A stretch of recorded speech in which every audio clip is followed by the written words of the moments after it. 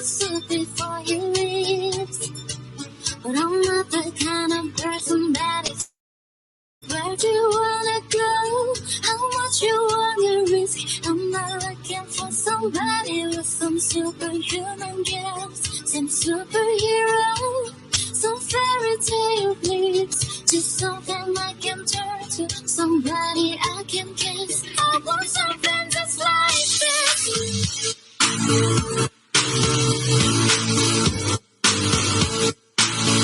I want something just like this.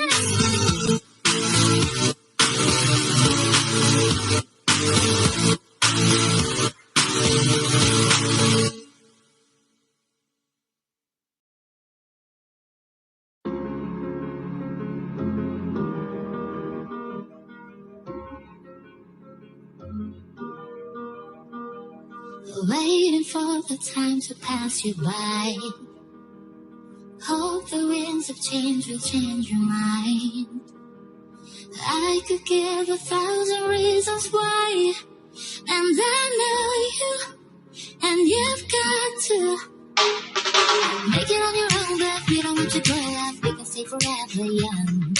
Looking at myself out, drinking rum and cola underneath the rising sun. I could give 1,000 reasons why, but you're going, and you know that all you have to do is stay a minute. Just take your time, the clock is ticking, so stay. All you have to do is wait a second. Your hands on mine, the clock is ticking, so stay.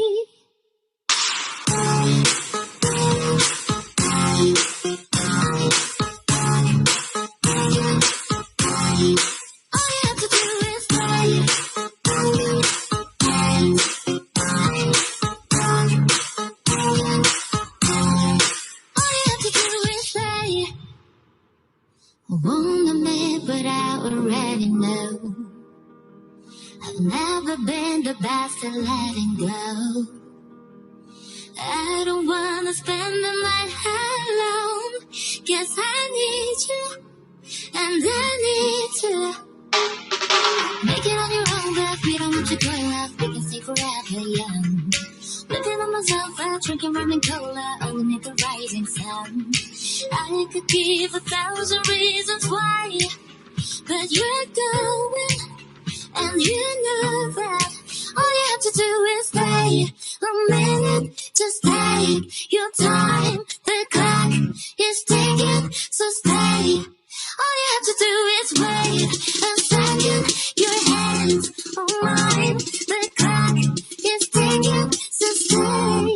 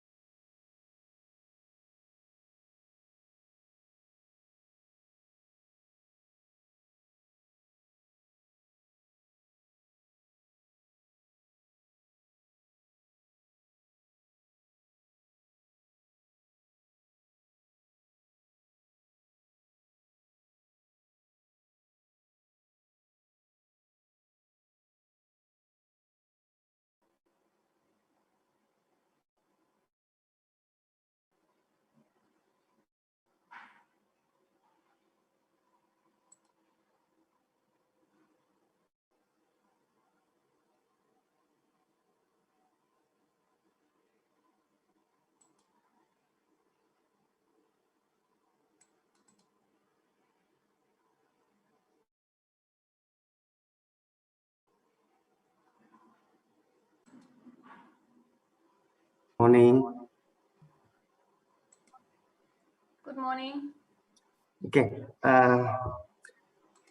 Because of the Professor Muhammad Yasin still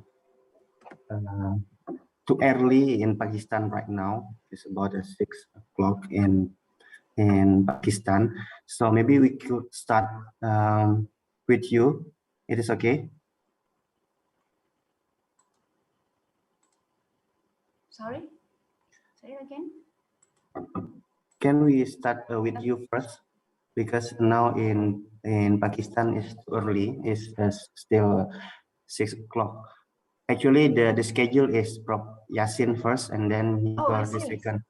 But if you don't mind, we can start by you first, No and problem. then no problem. Yeah. Okay. Okay. No. Okay. Oh, wait. Thank you for. Okay, wait a moment. I ask the committee to start it. Wait.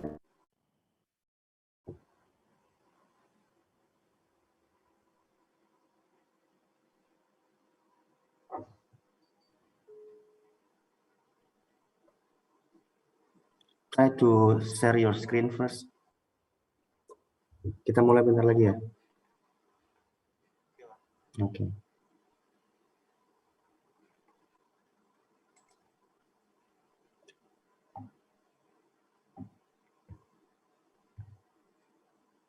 Okay, Ian. Try to share your screen first. Yeah.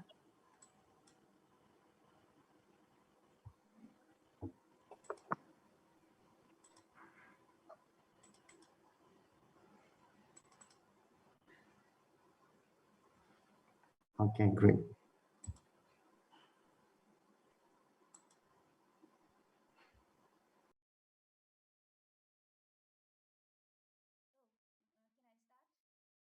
a moment. I ask the committee. Recording in progress.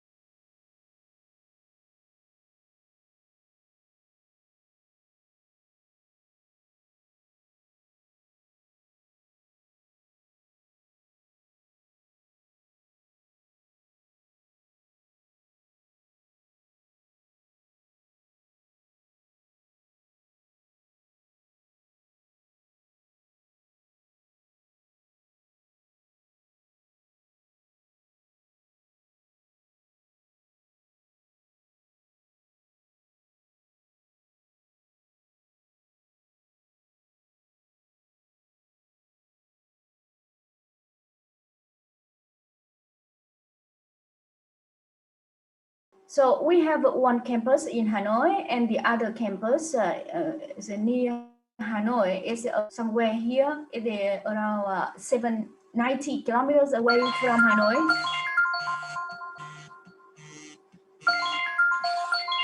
Excuse me. Huyền ơi, Huyền đợi chị một tí nhé. Chị gọi lại. Sorry. And the second one, so the two campuses in Hanoi in the north, and the other ones in here in Ho Chi Minh City.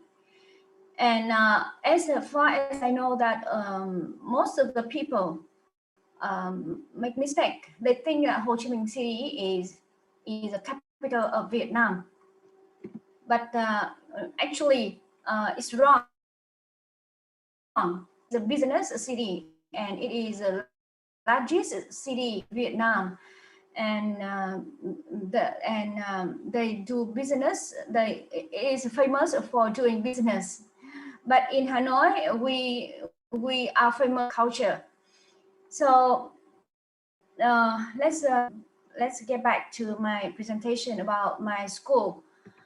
So today I am going to present some information, 3 points. The first point is some information about my. The second point is I will talk about my own faculty. The name is the Faculty of Business English, or we call it FBE. And my university, we call the abbreviation is FTU. And today I talk about is the Bachelor of Business English. That I talk about our program, which we offer the students. So let's now I would like to take you to the premises of our university. This is a foreign trade university. In the picture you cannot see the name clearly, and this one is in Vietnamese. So this word, it means a foreign trade university, and these words in Vietnamese and have the same meaning. So this stone we put in the center of the school, of course. And my office is somewhere here.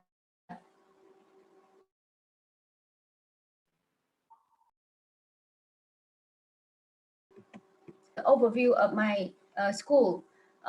Foreign Trade University was established a long time. In 1960, and we have 2 campuses, as I told you, and then it is considered to be the most prestigious in Vietnam.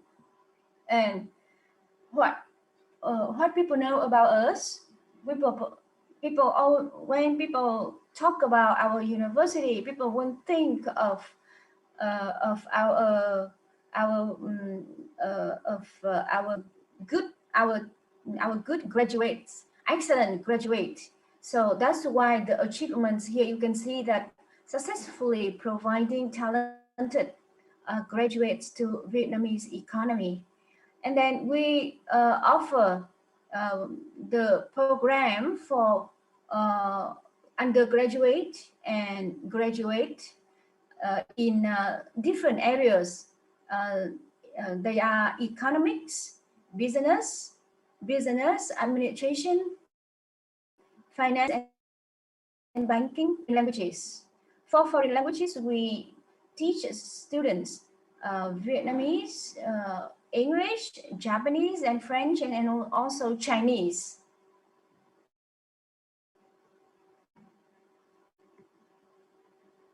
So our mission is to nurture talents, and we want to provide the high quality graduates, and we create and transfer state-of-the-art knowledge. We also learning and research capabilities and professional working methods. We disseminate expertise and experience to meet the demand of the business, communities, and economy.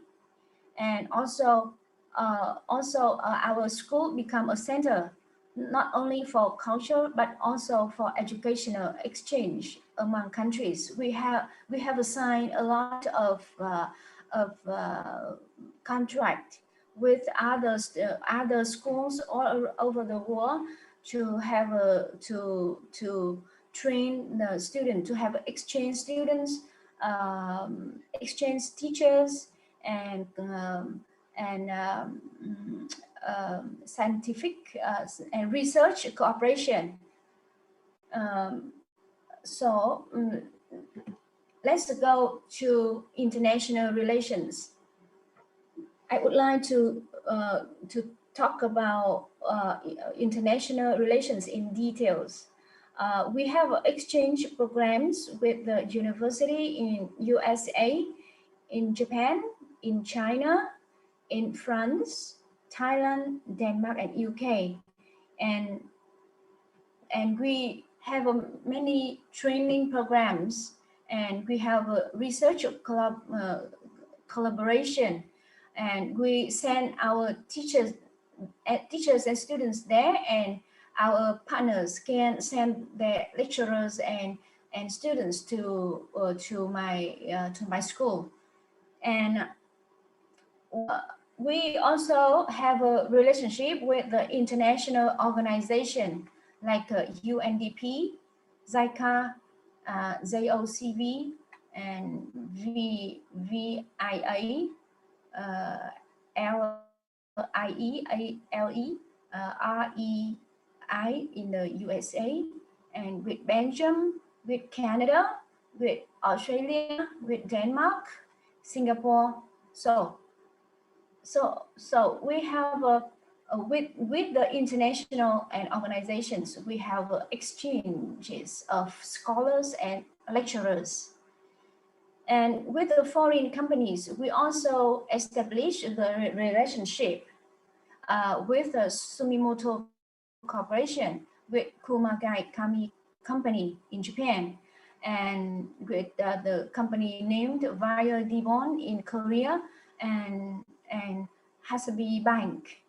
And so because we not only the foreign companies, also a lot of domestic companies, and from them we got the scholarships to outstanding FTU students.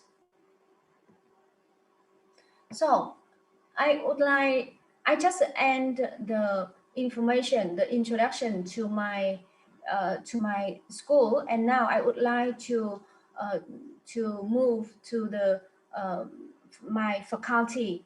My faculty, the name is Business English. So we teach students English, but the English we use to teach them, and the textbooks is about business.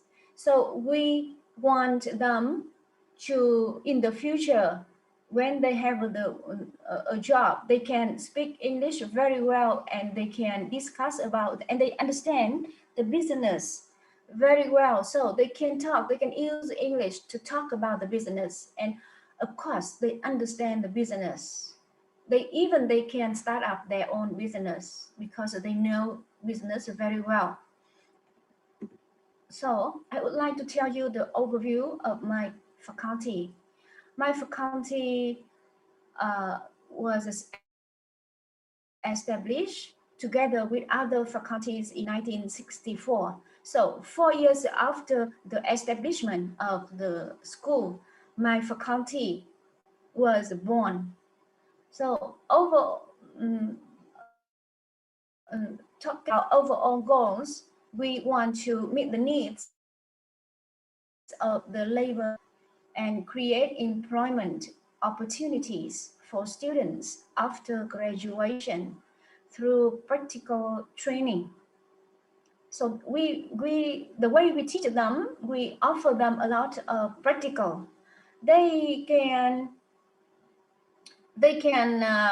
they know how to do the survey when they write report of marketing costs, for example. They know how to reach the customer, get the survey, and analyze the survey, and put all the information in the report, and submit to the marketing cost teacher, for example. So we improve professional skills for lecturers on the regular basis, and we help lecturers improve their teaching methods and update their knowledge of language and business. So we have a lot of meeting and conference, and we invite the professor, and invite the professional people to talk about some specific issue very every year, very irregularly. And we promote the scientific research activities of lecturers and students. And we also collaborate with with the foreign institutions and experts to organize seminars with updated topics for lecturers and students.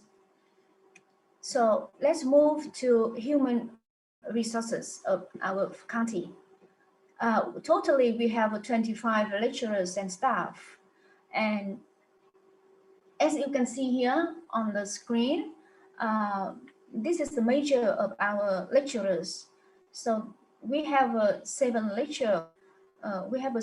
lecturers, and 2 doctors, and 2 PhD students, and totally 11 lecturers here cover the economics, business management, and finance. And one of them.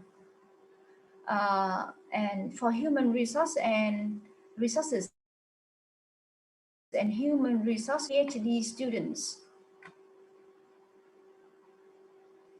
For language education pedagogy, we have 5 master lecturer,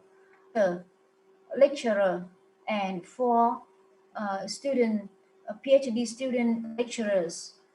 So you can see here the number of the master is a little bit higher than the number of PhD students. But very soon, this number, the PhD student, these PhD students, lecturers will combine with the doctor with the doctor numbers, because they are graduated very soon. Some of them study in USA, some of them study in UK, and some of them study in Paris. So they are very soon will join the doctor lecturer group. So I would like to move to Bachelor of Business English. We call this program is a BBE.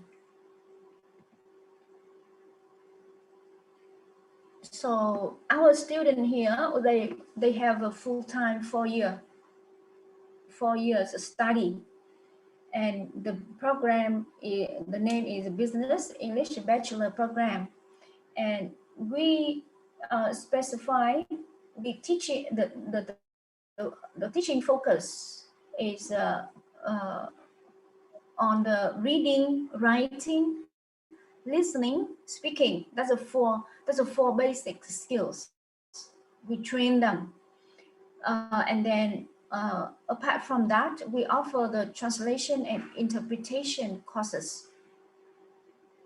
And the subject we teach them, is about international business, about finance, about marketing, about economics, and communication matters. So from the subject, you can see that we teach them everything, mainly about business. And of course, we use English to teach them all the time. We don't we offer them all courses in English. Dengan SMK kita juga mau masuk. Jadi pindah aja sini kan banyak juga. So preparing students for a range of graduate careers in business, we also teach them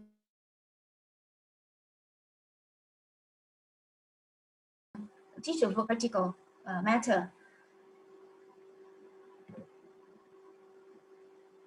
So I would like to go further into the courses we offer them.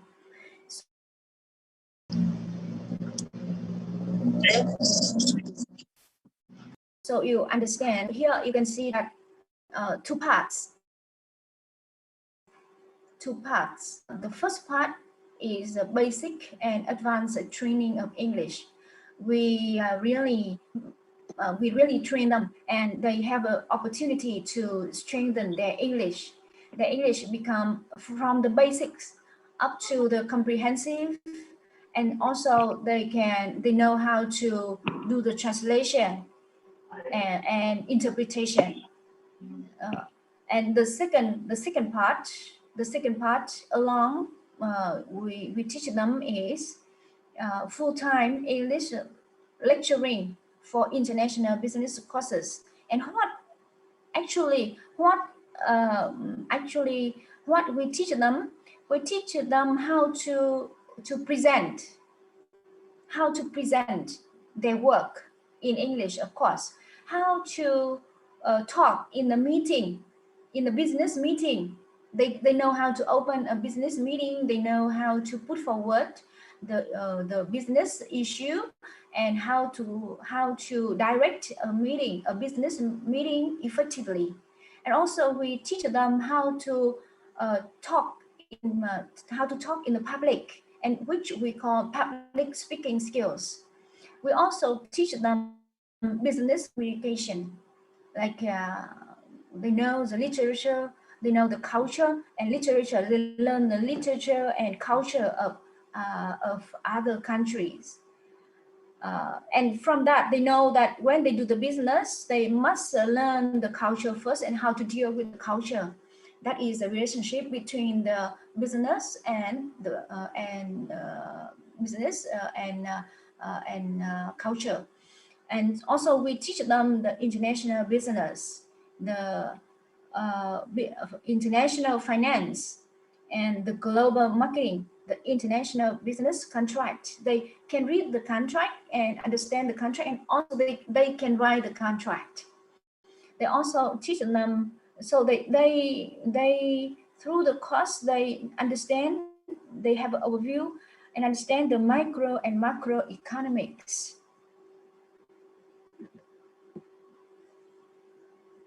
So what students gain after our courses? What students gain? The knowledge. They will have the knowledge of international business and the business, about the business, about the finance, about the marketing, about the economics, about the communication, and about the management. And of course, they are very fluent in English. Sometimes we feel that for the fourth year students, their fluency in English is better than me. Sometimes I feel, our students, finally we got the product that our students, when the senior students present their work, I feel that, finally we have a student with the English, with the very good English. And so they can use the English in business environment effectively. And for practical skills, they know how to present. They have a presentation skills, of course. They have a team. They have a problem solving skills and other skills, of course, because they have many chances. They have many chances to work with friends, work with the teachers, work with write the research, and write the report, business report, because we send them to companies to have internship there for 1 month, and after that they have to write the report about their internship, and the report is about 25 pages. It's very long, and the thesis is 60 pages in English. So finally, their English is very, very good. And for the career, anyway, I would like to deal with their career opportunities. So, what jobs our program can do for the graduates? They can be the translators. They can be the interpreters. Also, they, of course, they can be the businessmen, and some of them become the officers in government ministries, in agencies, and in various national and international organizations and projects. So um,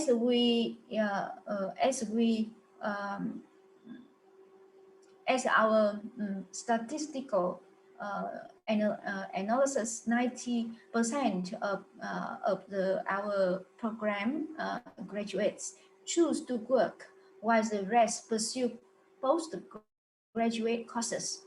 And our graduates are highly rated by industry, and recent graduates have secured high positions in business sectors. So we are very proud of our graduates.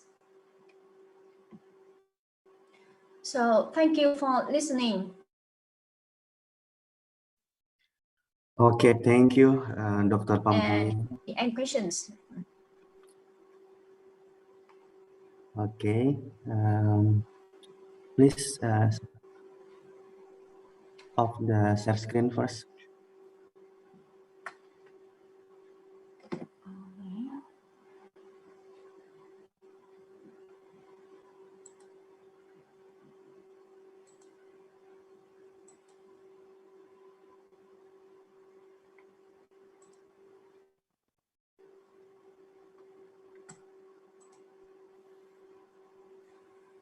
Thank you.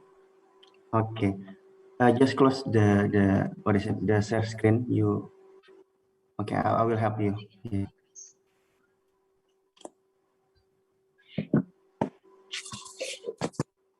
Okay, that's it.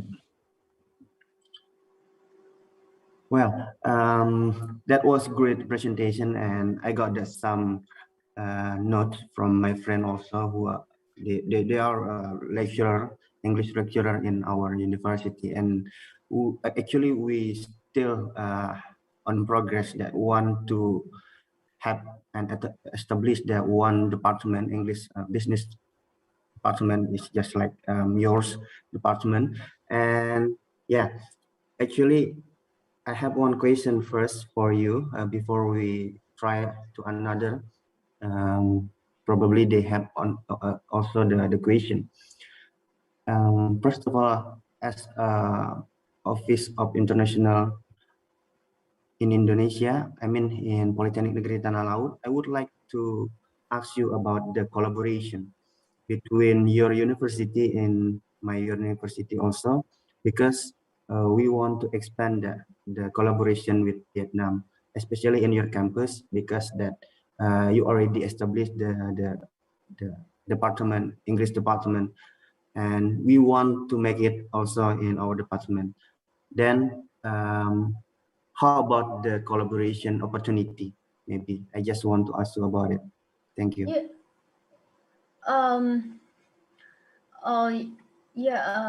Yeah, that is very good. If we can establish uh,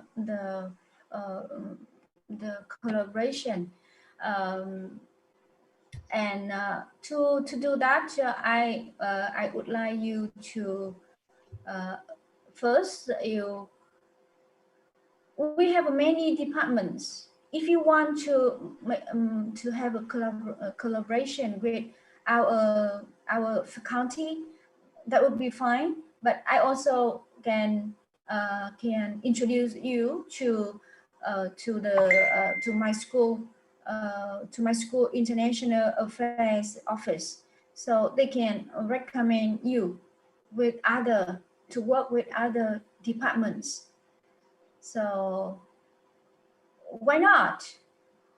Why not That's we, great. yeah, Yeah. why not we build the relationship and we can send the student to each other's school, and also we can send the teachers to each other's school, and also we can collaborate in the research field.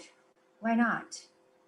I know you have you have written a lot of articles, and Wang Lao Shi is going to work in my school. I am organizing it, and it comes to the final stage already.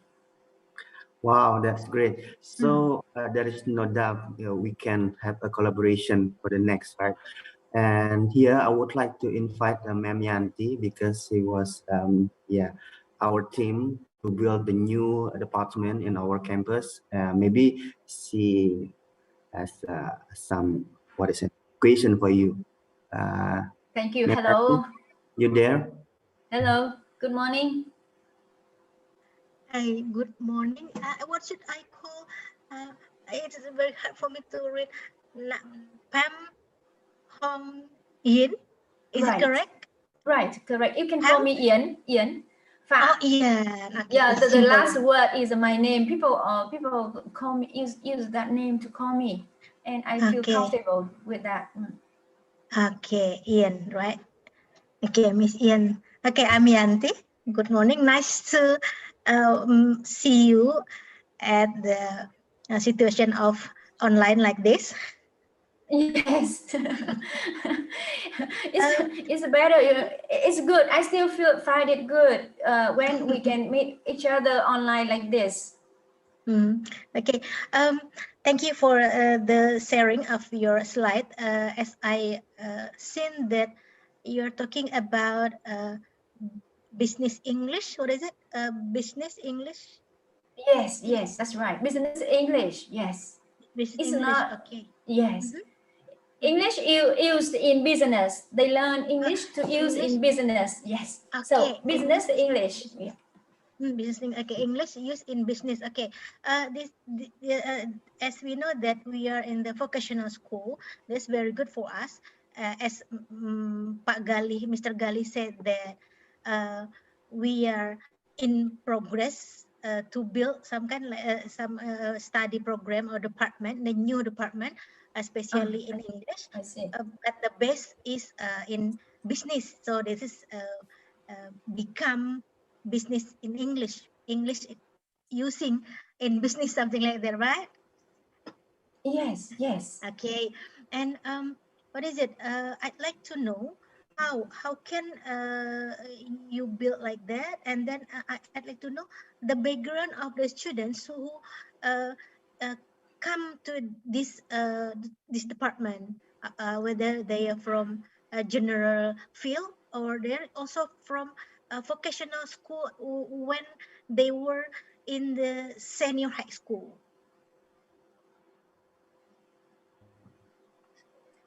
They most of we our students' interest. Yeah, I have to talk about our students' interest when they finish the school. They finish the school before school. they enter university. All of them have an interest. All of them have an interest about language, about English. Yeah. Okay. So they have to take. First of all, they have to take the entrance university entrance examination, and they have to do the literature test, math test, and of course English test. And then that's the way we enroll. That's the way we recruit students. So if their total score is good enough, they can enter our department. So when they enter to our department, some of them are very good. Some of them are very good at English because they come from the cities, and their parents offer them the training from early age. So their English is very good.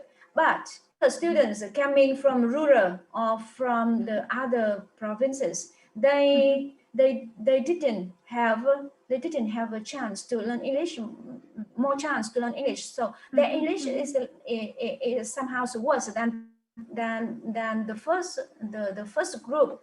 But however, they are very intelligent. They are very intelligent because their score, their math score is even higher. So they can learn very fast. So that's why we teach them the basic first. But we shorten the time to teach the basic. And then after the basic course, they finish the basic course, we start to teach them business, English in business. I see. That's a good way. That's we have to do like that, yeah, Mr. Gali. Yeah? That is the simple and the basic way how we can recruit the students to our new department. That's for business English, right? That's even we teach them pronunciation from the beginning. But of course, those courses are very short. Very short because they can learn very fast. I see. Maybe in Indonesia we call it matriculation, yeah, Pak Gali, ya? Yes, that's true. Matriculation. So matriculation subject. The subject is, for example, if I from another subject, so I need to do the matriculation, so I can enter the class. Yeah, that's good. We can make the same basic for the level of the students, so we can make them into group. Which one? Group A, Group B, and Group C based on their knowledge. Maybe like that, yeah.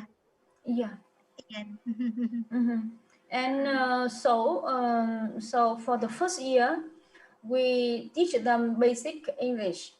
But of course, English, yeah. Of course, we the knowledge, we teach the language. So there are two goals here. The first goal is language, and the second goal is knowledge. The knowledge is about business, and the language is about English. So we two goals our students have to achieve. I see. When I test them, when I test their English, I also test their knowledge of business, because they use English to talk about the business, and they have to understand the business in the way it is. They cannot talk about the business when they don't know about the business. I see. That's a requirement. So you have two pillars of their language and knowledge, right? And then you compile both of them between English and the knowledge about the business itself, right? That's right. Yeah, that was a very good idea. That's. I have one more question. Do you also have in your university also have the department of ecotourism? This is business, and as the other department maybe tourism. About tourism, do you have also tourism and English? Also, do you have also the department like that? No. No. At the moment, only the business English. Business English. Okay, that's very good. Okay, that's a good idea, Pak Gali. Mr. Gali, this is a very good idea. If our college, our polytechnic want to build a new department. Okay, thank you. That's right. That's right. I think that's good. Thank you. Thank you for the information. That's very good. Thank you very much. Thank you. Pak Gali, back to you.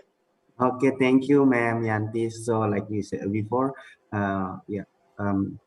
we want to build the eco-wisata, yes, and this is more general, so business and English.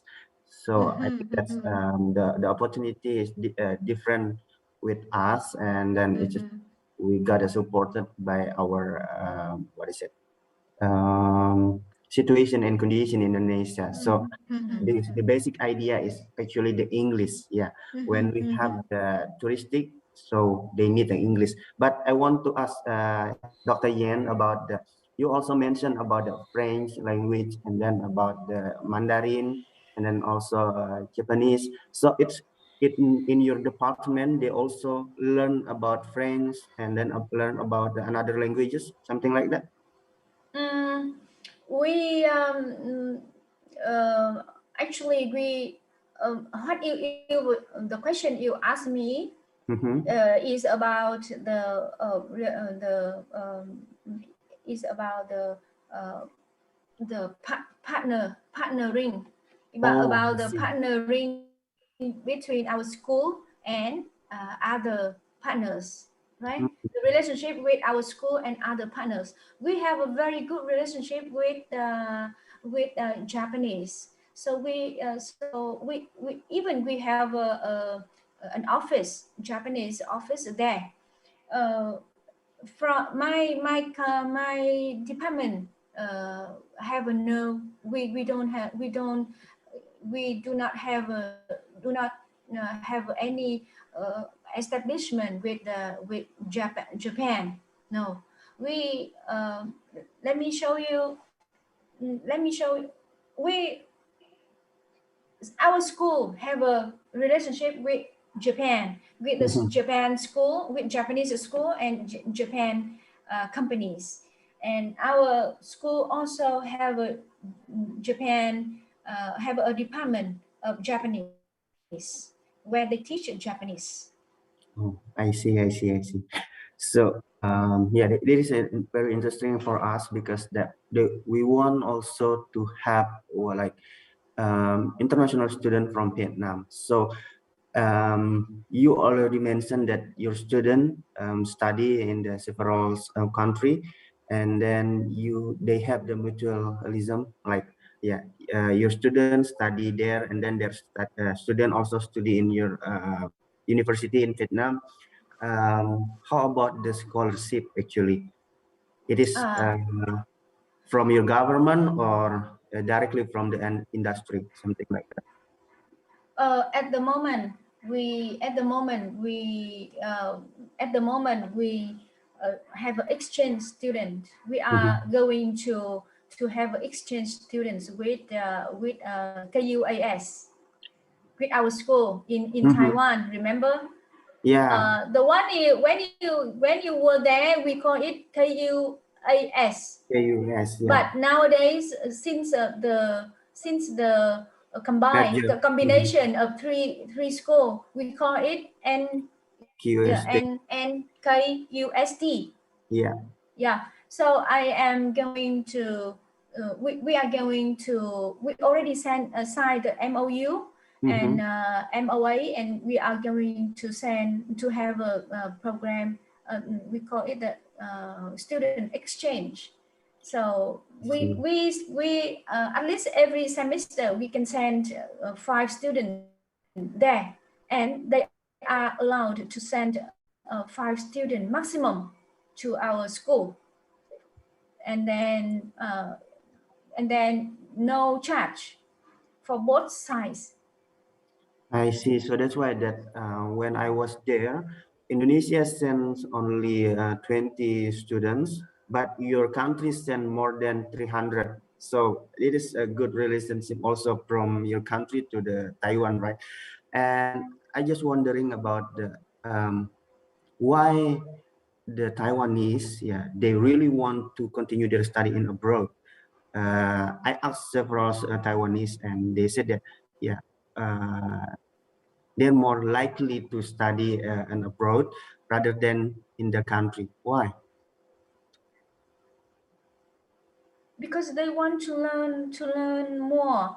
Oh, so, If you study in your country, you cannot experience some differences from, yeah, and people may prefer prefer to have a different experiences. Like I can give you an experience that Germany and Vietnam, you can compare the economic status and everything. Germany's is a developed country. Everybody knows, right? Mm. But the policy there is when students 18 years old, when children reach 18 years old, they are allowed to send to be sent to other country, and some of them are sent to my country to learn the soft skills, survival skills. They cannot I, learn it in their country, but mm-hmm. living in my country for a while, they can learn it very well, the survival skills. Mm-hmm. So I think that the reason is same like most of There are a people, lot right? of reasons. There are a Mm-hmm. lot of reasons, Gali. I also make friends with some ladies in Taiwan, and they told me that their family situation. They want to settle. They want their kids settle in Australia, so they sent their kids there very early, and they willing to move there to live there with the kids when they finish their work in Taiwan. When they get retired, they will go move to Australia and live with their kids. So they send their kids there to study and live in Australia or in USA from early time. So it really depends on families' decision, some I see. want to settle in the new territory. Some want to get the knowledge, and they think that getting the knowledge outside is a is a is better, because some field, for example, for the dentist, for the dentist for the dentist field, they go there. They rather learned outside of Taiwan. Mm-hmm. So it depends. It depends on the situation and condition, Some right? of them still Mm-hmm. want to. Yes, that's right. That's right. Okay, Dr. Yen, before I ask everybody here, anyone want to directly to speak with our keynote speaker today, Dr. Pham Hong Yen from Vietnam? Anybody? Me. Okay, Ma'am Yanti, please. Okay, thank you, Mr. Gali. Prof. Ian, sorry, I missed one more question. Maybe I lost or I missed some of the information from your slide just now. That I'd like to know, as we are from the vocational school, Polytechnic Negeri Tanah Laut is a vocational school. We have here internship. Do you also have internship over there in industries or in the private company or in bank, something like that? Oh, that's a good question. Internship. The way we organize internship for our student is we build the relationship, private relationship, school. We use a private relationship. We use a school relationship with companies, and then also we ask students to use their own relationship to find the companies where they can have an internship. So we allow three kinds of relationship, right? We use our school's relationship. We use our lecturers' relationship. We use students' relationship to find companies, to find the suitable companies for each student to have an internship. Firstly, we ask them to find by themselves. And secondly, if they come back to us and say that they cannot, then we will use our own relationship to put them there. For how long have you internship over there? How 1 long? month. 1 month. Oh, only 1 month. I see. 1 month. Okay. 1 month. And 1 month. along with internship, they have to 1 month internship. They have to finish the 25-page report in English. Oh, 25 pages. Okay, I see. All Yeah. about the activities when we did in the companies or the industries. The report itself. The report of the Any activity internship. they can work. No. Yes. Yes. Okay. And then No. you The report is about the internship, and if Uh-huh. you have an internship in the admin department, Mhm. then you write about the admin department. I see. And then If you after that, have an internship issue there and write about it, and then you make some kind of or if you are in marketing department. After that, after they finish about the report, do you make some kind of examination or a seminar about the report itself? No, the teacher, They have to the present. supervisor. They have to present. Oh, only the supervisor will study the report like that. No, for the internship report presented, because they have to present on the courses. For the on the courses in the program, they have to present and do the test. So for the report, we don't ask them to present.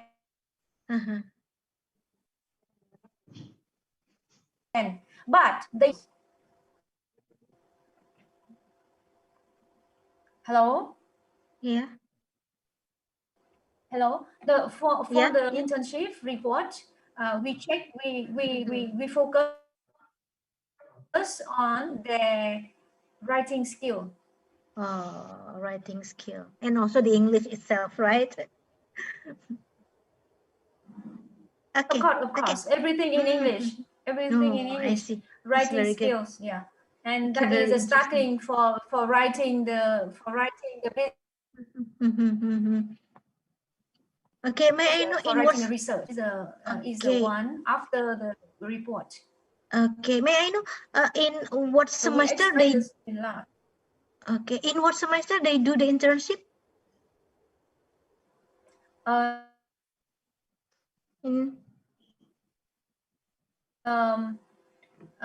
Third year student. So semester 1, 2, 3, 4, 5, fifth semester. Fifth semester. Okay, I see. Okay, thank you, Mr. Gali. Back to you. Thank you, Ma'am Yanti, for the great question. So I think that is thank you for question. Our also in the fifth semester.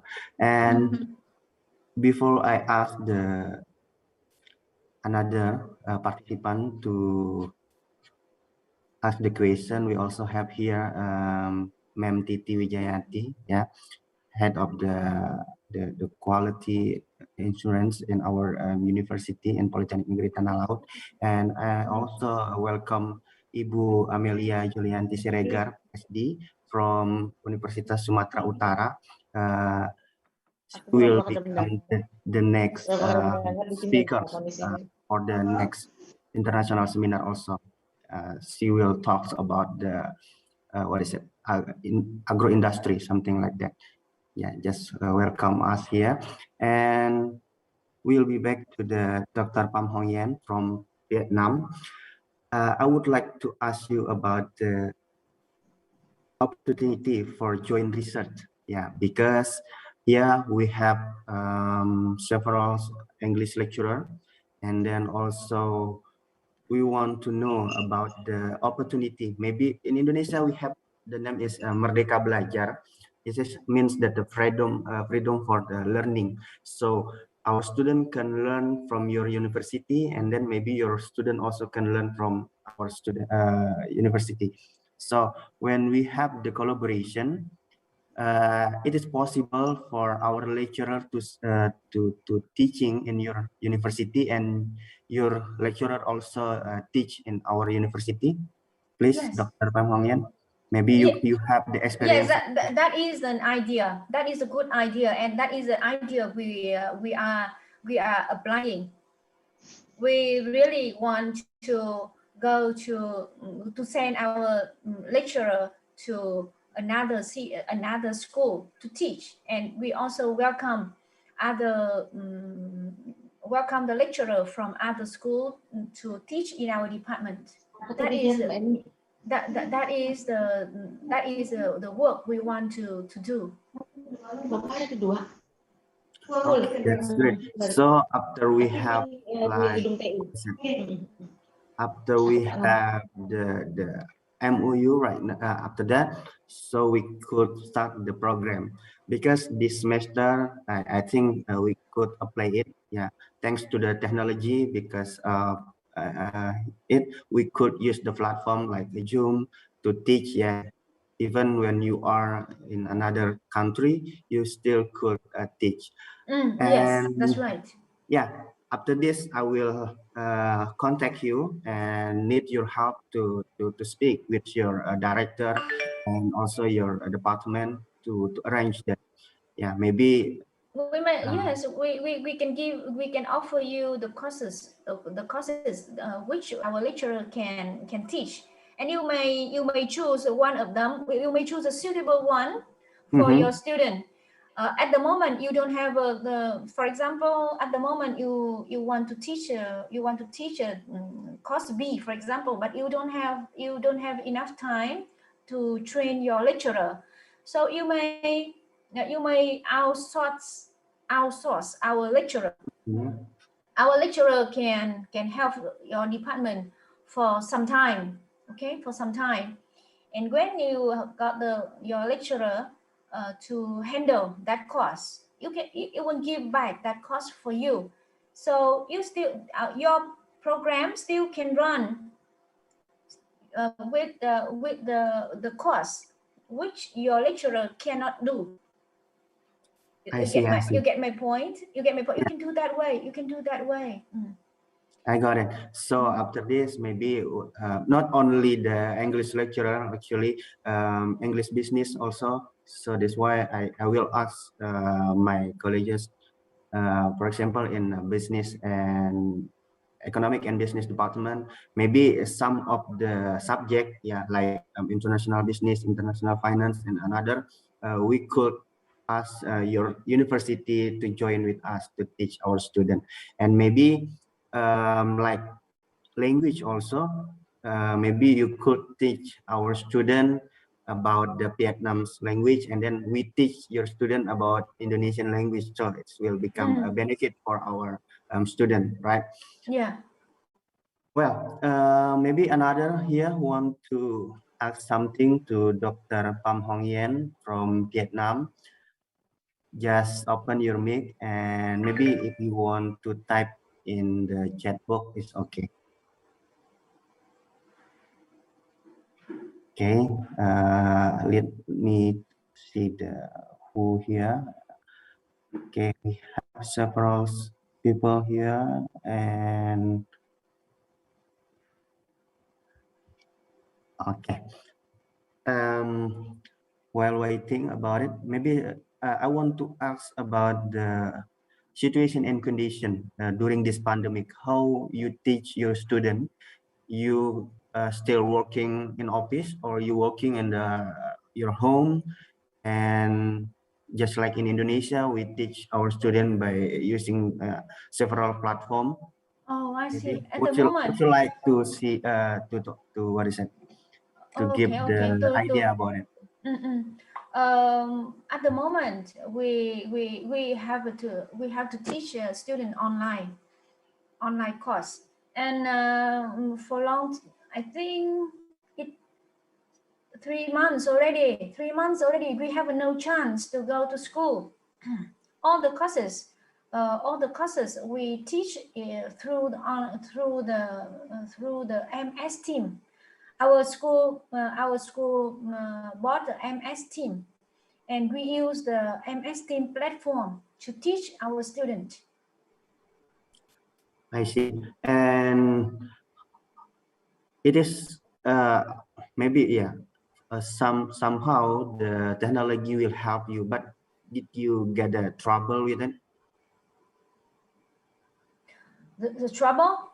Yep. Yes, yes, especially for the early time, it's really trouble. Yes, but then I myself, I talk to my student. I talk to my student in detail that this is the social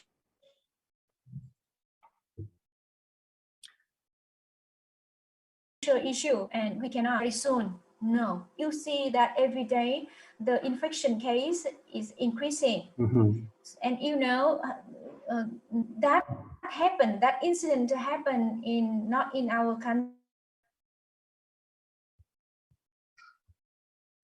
Yeah. in other countries. Learn, even the pandemic is going on. So you have to find out the good way. You students have to find out the good way to study, and we keep learning. No, that's no choice. There's no. So I make our students understand that they have to overcome all the difficulties and to learn. Don't stop learning. So it quite to take some time, and we have to learn how to use other software, our other software to make our to them. But anyway, student is adults already, and they know that they know that they should have responsibility for their study. So it's easier, you know. It's so they since they understand it, they won't do it, and we have to change the way we control them. We have to change a lot. Yeah, I'm agree with that.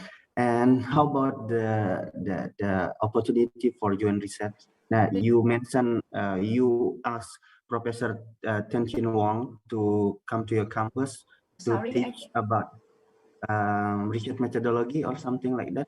You mentioned before you asked Professor Ten Chin Wong. Yes, yes. Wang Lao Sư, actually Wang Lao Sư plans to visit Vietnam twice, 3 times a year. But since the pandemic happens, he cannot, so he cannot come here. But anyway, my research, the research activities, they want to promote, they want to strengthen promote the research activities. So they want to invite a professor who can help us to do the research. That's why they asked me that's why I introduced Wang Lao Shi. And that's one thing. But the main point is I already bring him to our department 3 years ago for to participated in the conference, in our department conference. And he talked about the methodology, but he wants to cooperate with a group of talented group of lecturers who can write the research, and so he can he want to apply the method and then guide our lecturers to write research. So he has an intention to go here to work, and we have intentions to promote our research. So he is welcome in my department, of course. He come to my department like he go back to his home. Everybody knows him very well and welcome him. So he is very happy. He wants to go here and work with us. And recently, our school have a new idea that they want to promote the research. So that's why they want the lecturers to recommend some professor, some good professor, and I recommended him. So we just we just wait for pandemic control, better control. In better control, then he can come here to work. I see, I see. So actually, our polytechnic also asking him to become a keynote speaker last year before this pandemic. Actually, we will arrange the international conference and offline. We already asked Professor Chen Chin Wang because we know that he is really good in the research method. Yeah. So yeah, if we talk about the research, yeah, we know that Taiwan is good at all. Yeah, and how about the opportunity and government support from your government and your Ministry of Education uh, to to doing the research, especially like in Indonesia, if we have a diversity like we join collabs, they will give a more opportunity. It is same in Vietnam also. If you have a collaboration with another country, they will support you for like funding and another. It depends. It depends on the project. Yes, yes. In our school, we have a different projects with different supporting finance support. Different. You mean the Oh, project, right? You mean right. projects, right? Yeah. We school they every year they offer different projects with different level of finance supporting. Okay. And I am doing one project now. What is that? The project my project covers student engagement in online teaching. Oh, that's great. Maybe Memiati could have collaboration with you. Yeah, I think she is the expert about it. Yeah. Okay. Really, you are an Yeah. expert about it? Oh, Yeah. good. Why Several not? several articles I read about that topic also from her. Yeah. Okay. Another maybe want to have a question with Dr. Pham Hong Yen from Vietnam. Yeah, we have several people here. Yeah, if you want to ask directly, just open your mic. But if you want to type in, yeah, I will read it for you. It is okay. Yeah. Okay, please. Nobody? Okay, still waiting for the question.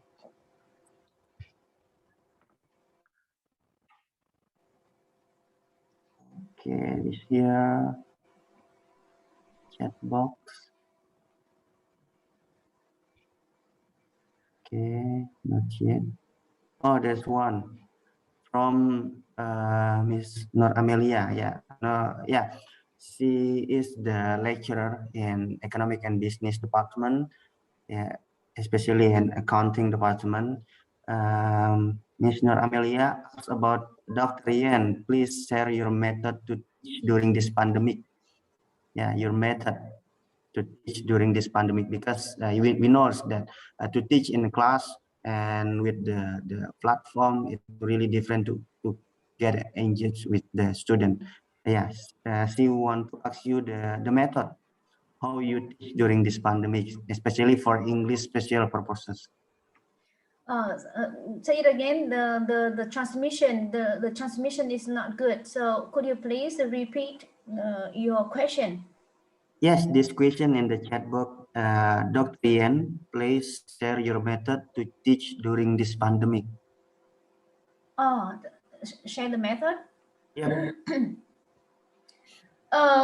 Actually, as a student is the student sometimes they don't pay attention to the lecture. Of course, of course. So I have to check them. I have to call them many times. I keep calling them.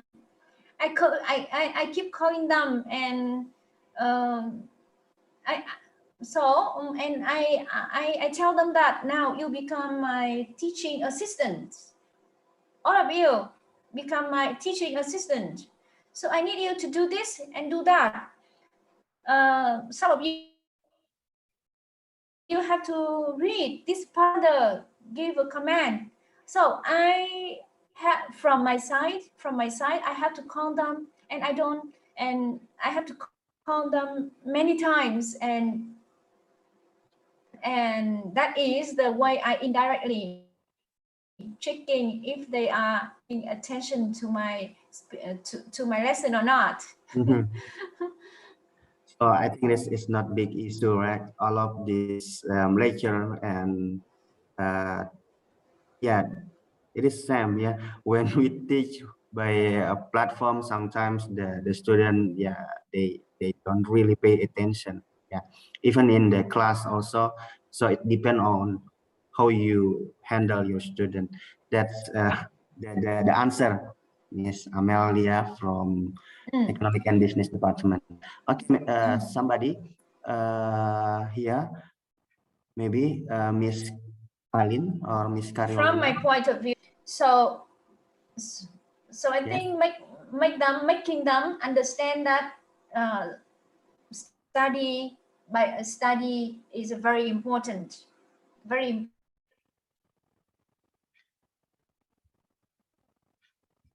important for them, that since they know that they have to study, because study is a very important for them, then there's no, then they will attend the lesson, they will do the exercise, they will do the homework, and checking homework is also the good way to control the students study, students work is yeah, checking their work Okay, so that's the answer, Miss Amelia.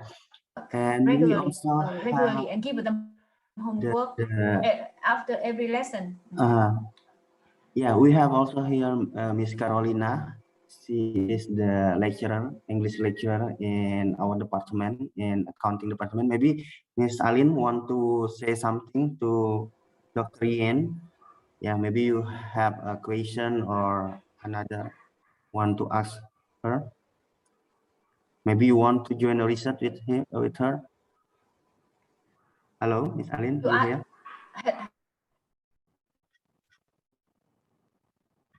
hello, you want me to her? Okay, there is no signal from What is it? Alin. Okay, it's okay.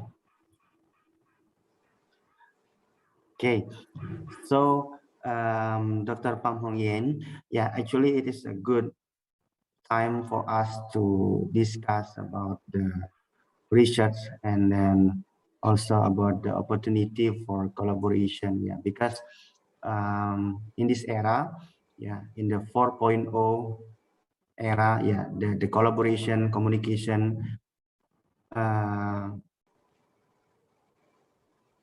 we need to have a good collaboration. Yeah, so that's why after this, we would like to invite you and your university to have a good collaboration with us. So that's why we need to contact you after this.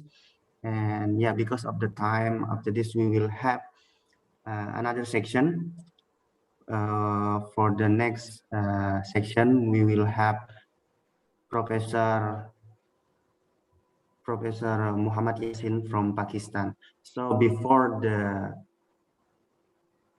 section 2, I need your powerful conclusion about this event or about anything you talk to us today, and time is yours, please. You want me to make a conclusion? Yep. I think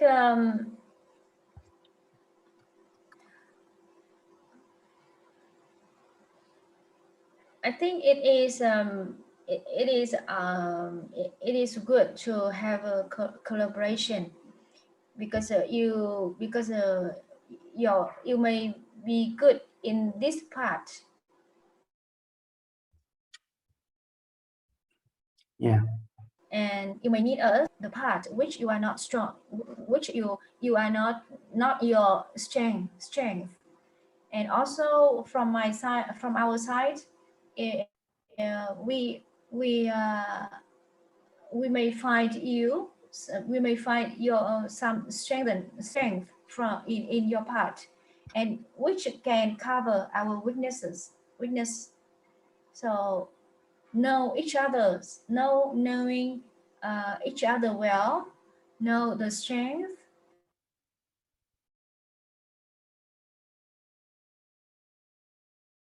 and weaknesses are important. And one day you don't know that one day you will need partner's strengths, and one day that your partner can help you, yeah, and you can help your partner back. So knowing each other, knowing what you can do and what you cannot do, it is a good idea. So today when I talk to you, I learn more about you and I understand your requirements. I also understand a little bit what you can do and what you cannot do. So that's good.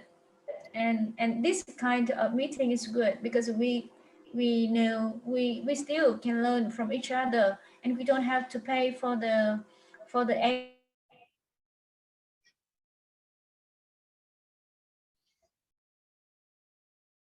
airfare, which is a lot of money, right? But we can learn from each other through internet. That is good chance. So pandemic give us something which we have to suffer,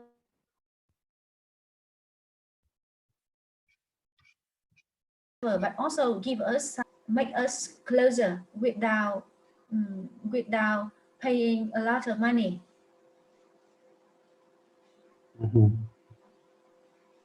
Yeah, that's right.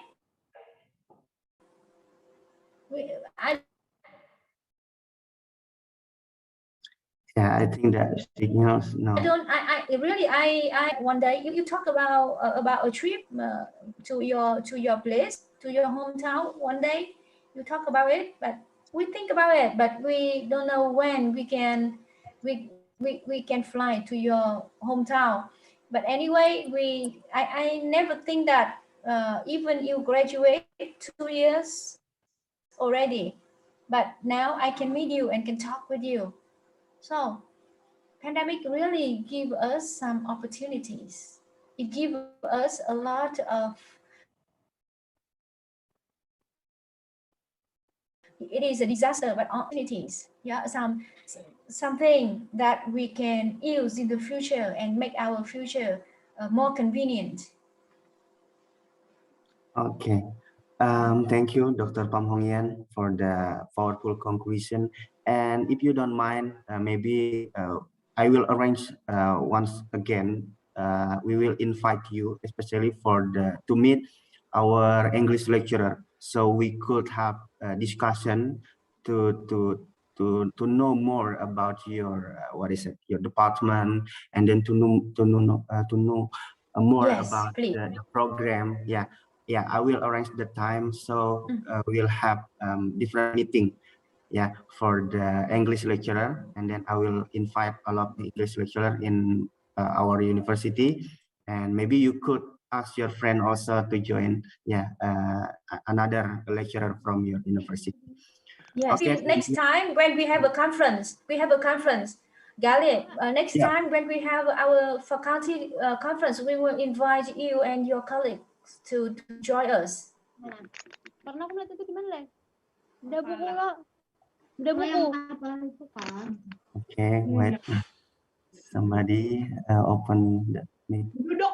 Oh, Rahma. Okay.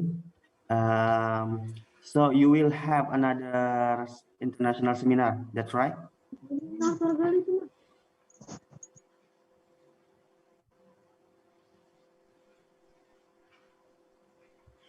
Yes, Dr. Yen, you will have international seminar too in your campus? Have a what? International department? No, I mean that you will have international conference after this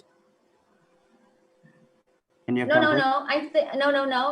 I told you that in the future when we have when our department hold a conference, I may invite you and all your English department to join us. You may present. I got it. I got it. Your research. You may present your research because we have to write similar research and then after that we hold the conference. I got it. I got it. And we really appreciate it. Department level conference. Okay, thank you once again, Dr. Pham Hong Yen from Vietnam. And after this, we will have a break time. So for ICT team, please play the video about our university, about our campus, Politeknik Negeri Tanah Laut, and some information about our campus. And the next section, we will meet. One question.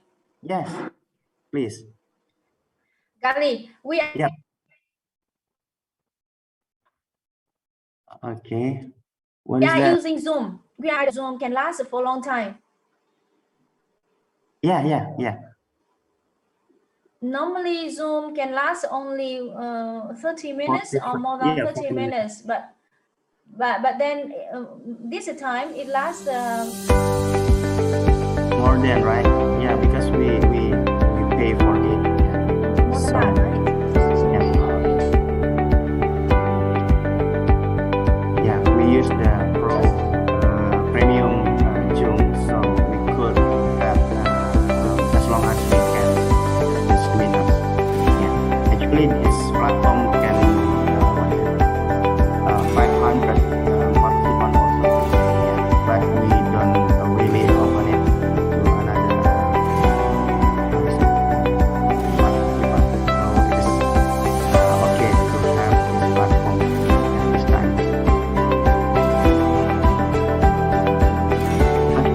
Thank you once again for the Dr. Pham Hong Yen, and I give it back to the committee to play the video about our campus. And after this, we will meet again to the second section with the Professor Muhammad Yasin from the University Textile Pakistan, Faisalabad. And yeah, please ICT team to play the video. Thank you.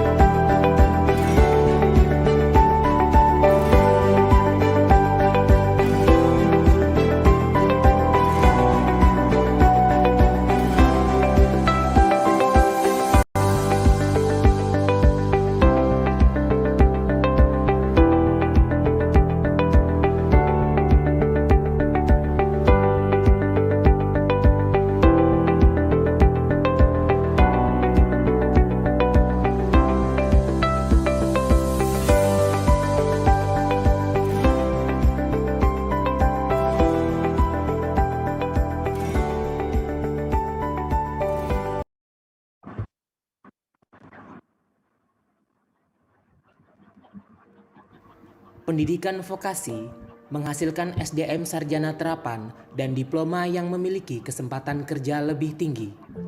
Sebagai salah satu pendidikan tinggi negeri di Kalimantan Selatan dan satu-satunya pendidikan tinggi di Kabupaten Tanah Laut, Politeknik Negeri Tanah Laut, pendidikan tinggi vokasi berakreditaskan B, menjunjung sebuah visi menjadi politeknik unggulan dan berdaya saing nasional. Be a winner, sebuah tagline untuk menjadi pemenang baik secara kualitatif maupun kuantitatif dalam persaingan pendidikan vokasi di Indonesia.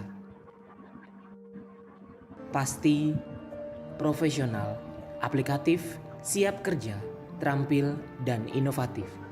Bersemboyankan moto kerja keras, kerja cerdas, kerja ikhlas, dan kerja tuntas.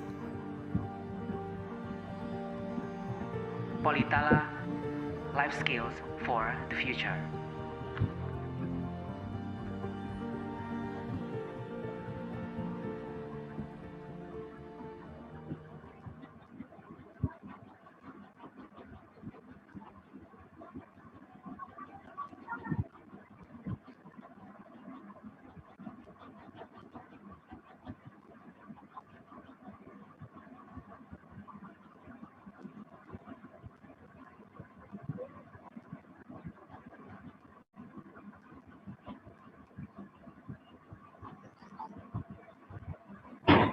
Okay, thank you for being here today for Professor Dr. Muhammad Yassin from Vietnam, from Pakistan. Assalamualaikum, Professor. Waalaikumsalam warahmatullahi wabarakatuh. Okay, thank you for joining us today, Professor Yassin. It is really appreciate you have your time because it's too early in Pakistan, right? Yeah, it is the second time we meet you again in this seminar international. Hopefully you in the good condition, and during this pandemic, every country still struggle with it. Well, today we will have Professor Dr. Muhammad Yassin will talk about anything about his research and then about his project and then also about his country. So all of the participants, if you have any question or you want to ask a question, you need to type the question or you can directly to ask to him. And we will give the time to give Professor Muhammad Yassin to present the topic that he want to tell us. Okay, Professor, time is yours. Bismillah. Thanks a lot, dear. First of all, I'm sorry due to misunderstanding. I thought that my turn would be at 2 p.m. according to Pakistan time. Sorry for it. It was misunderstanding. And thank you to tell me, dear friends, as Mr. Muhammad Ghani has introduced me, that I'm Dr. Muhammad Yassin, Assistant Professor, Islamic Studies, and Head Academic Outreach, National Textile University, Faisalabad, Pakistan. And I would like to speak on a very burning issue, especially in Pakistan, and hopefully it would be in the whole Muslim countries, the real status of women and misconceptions which is found in modern days. In every year, I found, especially in Pakistan, that on Women's Day, a number of women came out in our capital city and raised a different slogans. Sometimes they are unethical. So I think that it was necessary to all of us to know the real status of women which Islam has given them, so that all the other misconceptions may be vanished from our mind. Would you let me to share my presentation, please? Yes, Professor, you could share your presentation. Okay.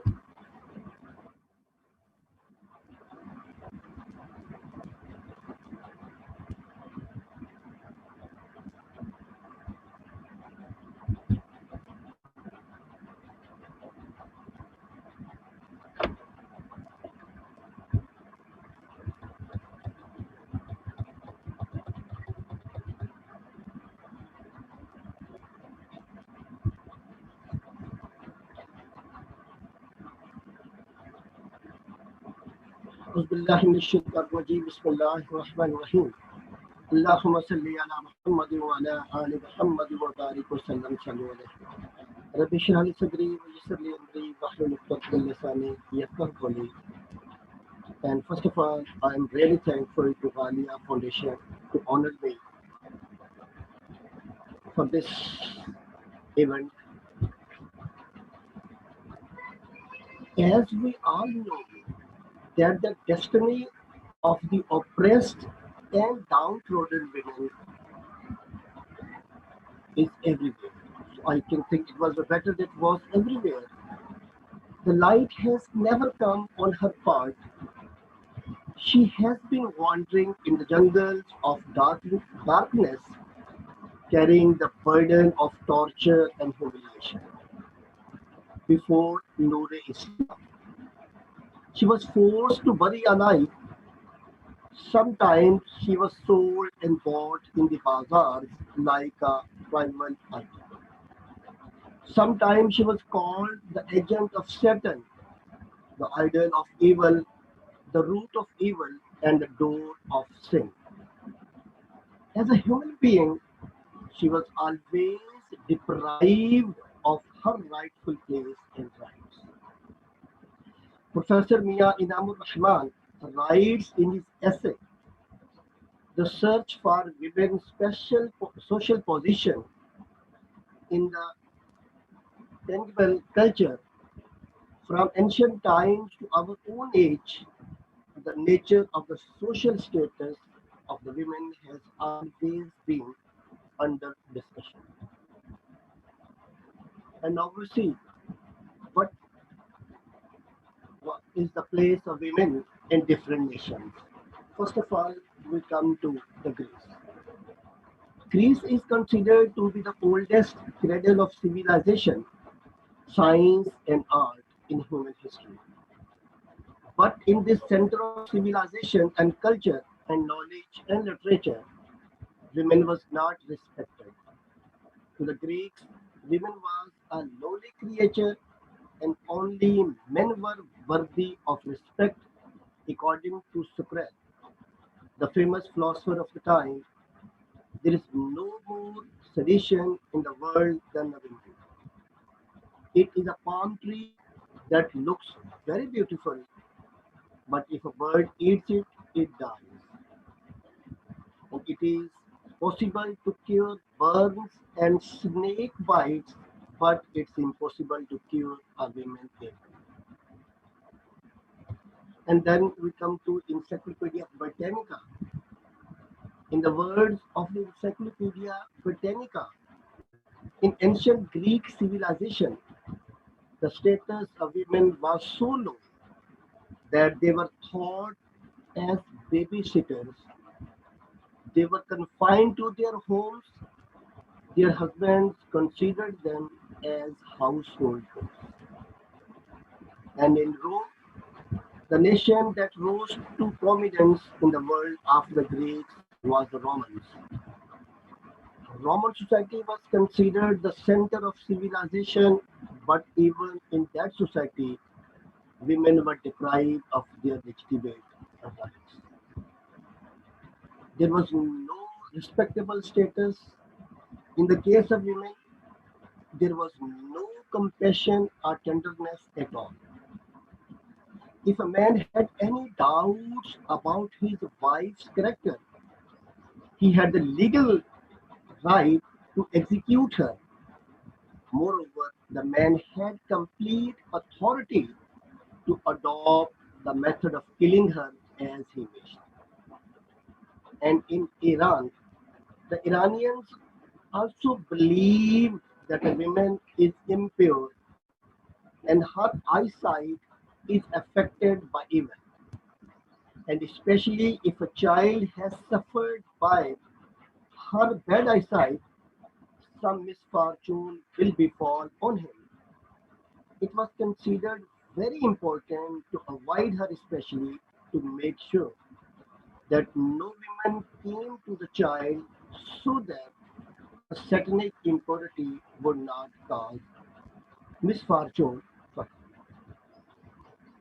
And if you see the Arabs, before the spread of Islam, the Arab society was plunged into the darkness of immorality, humiliation, and degradation was the destiny of women. It was a sign of oppression and coercion that breath of her life was extinguished in tender age. And if we see women in ancient India, the status of women was very low in the Dharma Shastra post-Vedic period. Marriage in early age was encouraged and widows' marriages were ignored. The birth of girls was considered so ominous that many parents killed newborn girls as a result of extreme exploitation of widows. The ritual of sati became common. And if we see the revealed religion, that is the Judaism, which is the oldest one, in Judaism, they declared women an eternal sinner, innate malice, treachery, and the enemy of human race. According to their tradition, women, that is Eve, misled Adam, and for this crime, she was declared a deceiver and an eternal sinner. And according to Christianity, according to Tertullian, early leader of Christian, said about her that she is the gate of Satan's arrival. She is led to the forbidden tree, broke God's law, and destroy man, the God's image. These concepts were before the arrival of Islam. And now we come towards Islam and see about her status. The advent of Islam was a message of freedom for women from the shackles of slavery, humiliation, and oppression. Islam eradicated all the ugly rituals that were against the human dignity of women and gave women the rights that made them deserving of the respect in society that men deserve. Here we present an overview of the dignity of women in the establishment of society of Islam. The first right which Islam gives to women is the right to life. By forbidding the burial of daughters alive, the evil rites of the pre-Islamic era was eradicated, which were going on this society before advent of Islam, and their lives were protected. It is clearly said in Surah Bani Israel, A'udhu billahi minash shaitanir rajim, Bismillahir Rahmanir Rahim. ولا تقتلوا أولادكم خشية إملاق نحن نرزقهم وإياكم إن قتلهم كان خطأ كبيرا. Slay not your children, fearing a fall to poverty. we shall provide for them and for you. Lo, the slaying of them is a great sin.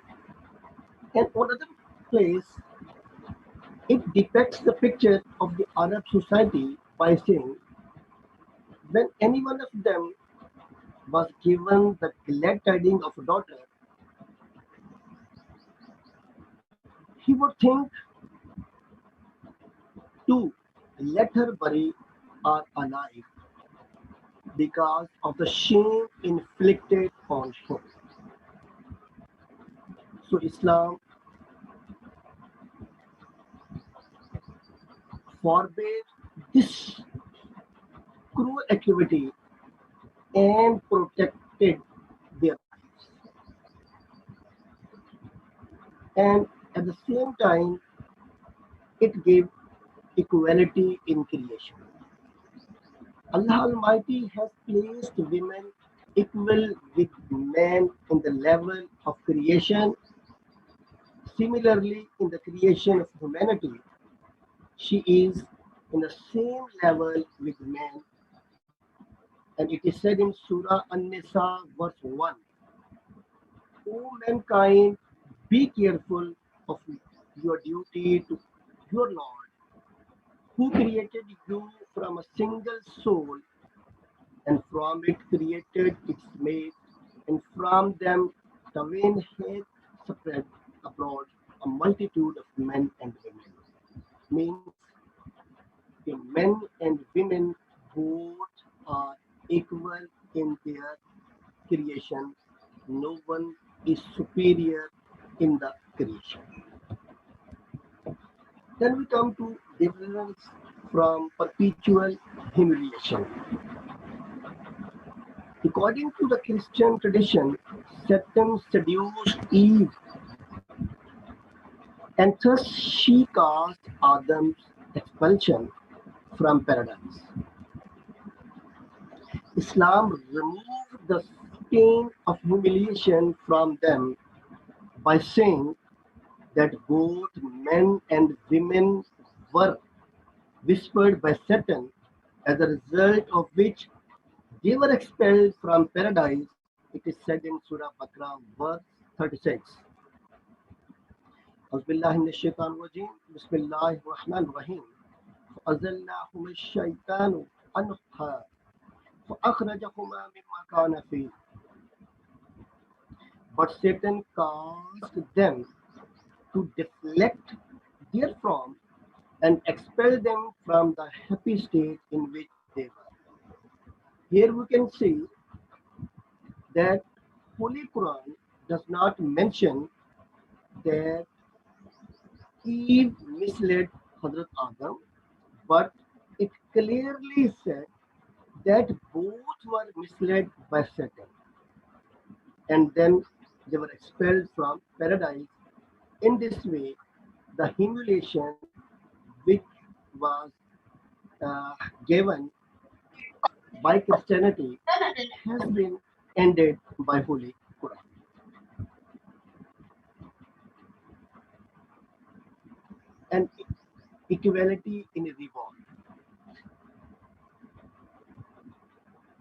Allah Almighty has declared men and women as equal in the right of reward. Whoever does any deed will receive a full and equal reward, as it is stated in Surah Al Imran, verse 195. I do not waste the work of any of you, whether male or female. It means if a male or a female does any good deed, he or she will get equal reward. Male can never get a double reward being a male. It is not mentioned in Islam, but both are equal in getting the reward and punishment if they commit a good deed or bad deed. And then if we come to the financial sponsorship, in the Holy Quran, the man is called Kawwam. He is the head, the guardian, caretaker, and sharer of happiness and sorrow of the women. This is the true concept of Kawwa. The fulfillment of their needs and the responsibility for their security was entrusted to me. Fathers, brothers, husbands, sons are their breadwinners at different stages of life. If they are not present, then other mahram relatives like grandparents, uncles, or aunts are short. The women are not left helpless in stage of their life. The men members are bound to feed them and to fulfill their needs. Although a woman is not burdened financially, she enjoys complete freedom of economic activities. She can play an active role in society while maintaining her chastity and domestic responsibilities. The female companions of the Holy Prophet ﷺ were involved in trade, agriculture, herding, handicrafts, hunting, etc. And they used to spend their income on Allah's way apart from their husbands and children. For example, Hazrat Khadija radiallahu ta'ala anha used to trade and Hazrat Zainab bint Jahash used to tending and sing. It means if a woman wish to adopt any job or any business, she can. She has a right to do. But the main thing is that it must be in ethical way, and number two, her domestic responsibilities should not be ignored. And if we come to their property rights, Islam also gives property rights to women as well as it gives to men. Not only she can earn it herself, but she can also become the owner of the inherited property. It is said in Surah Nisa, men have a share in their earnings and women have a share in their earnings. And the women's right to property remains the same in the case of divorce in some matters. Regarding reciprocal divorce, which is called talaq rajai, Ibn Qadama has written that if a husband divorces his wife during an illness in which there is a danger of death and then dies during the iddah, the wife will inherit it. And if the wife dies, the husband will not inherit it. The same opinion has been narrated by Hazrat Umar radiallahu ta'ala anhu and Hazrat Usman radiallahu ta'ala anhu. So it means if husband wishes to divorce his wife during his illness only to deprive her from the inheritance, he cannot. And during the iddat period of that illness, if the husband dies, the women will get the inheritance. And regarding to Talaq Mughalza, Qazi Sharif narrates that Urwatul Barki came to me through Hazrat Umar radiallahu ta'ala anhu and narrated about a man who gave 3 divorces to his wife while he was ill. According to Hazrat Umar radiallahu ta'ala anhu, the wife will inherit it during iddat, but the husband will not inherit it. Now, it's clear that a man cannot deprive his wife from his inheritance while he was a serious ill. And if we come to the inheritance rights, Islam also has given inheritance to men as well as to women. It is clearly stated in Surah An-Nisa, verse 11, Allah commands you in case of inheritance, one man's share is equal to two women. Then if there are more than two daughters, then 2/3 of what is left for them. And if there is only one girl, for her is half. And if the deceased has children, then each of his parents should receive 1/6 of the total wealth. And if he has no children and his parents are his share, then his mother's share is 1/3. If the deceased has siblings, then 1/6 to his mother. It means the women will receive her share from inheritance, whether she is a wife, mother, sister, or a daughter.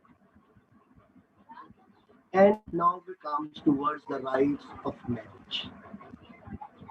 In Islam, one of the purposes of allowing girl to be seen before the marriage is to make the girl see with whom she has to spend her whole life, and at the same time to make the girl's permission mandatory. Sometimes in our society, male consider that he has only right to see the girl before the marriage. But fact is totally opposite. The purpose is that both may see to each other, and especially this permission is for girls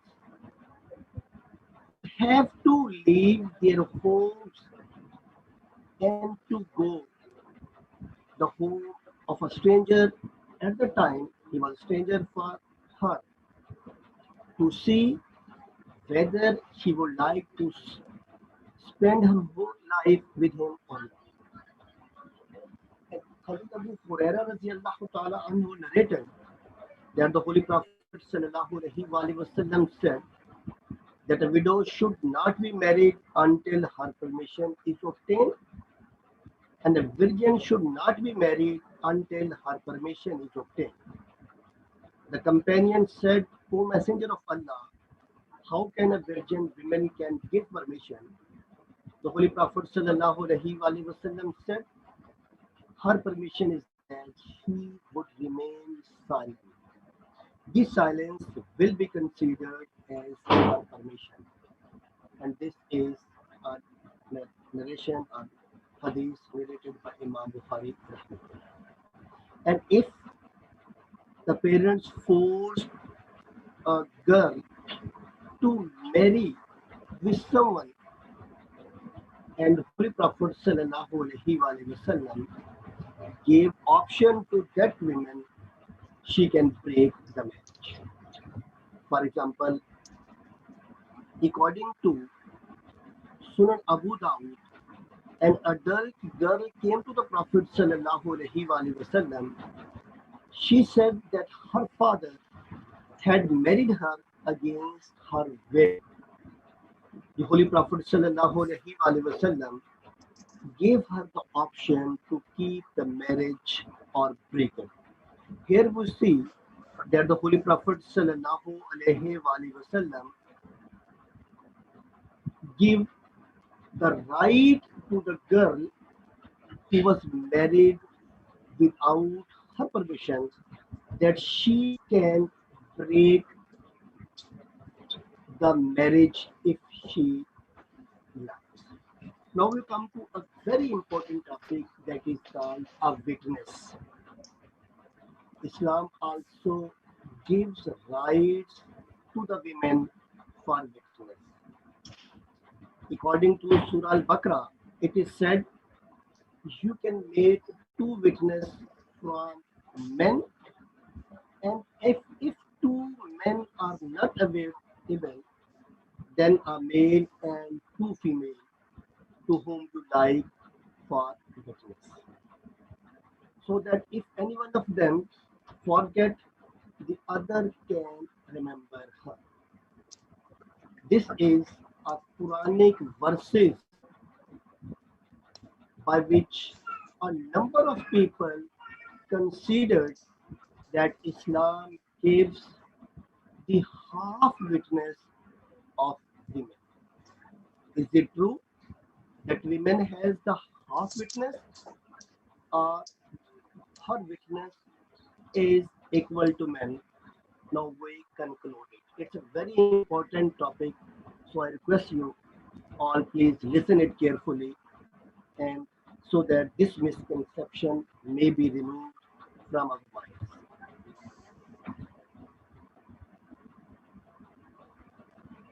The truth is opposite to it.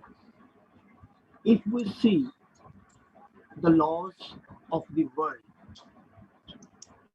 especially the laws of witness and the Evidence Act of 1872 of Pakistan or 1984, everything will be equal in all the rights of witness of the world.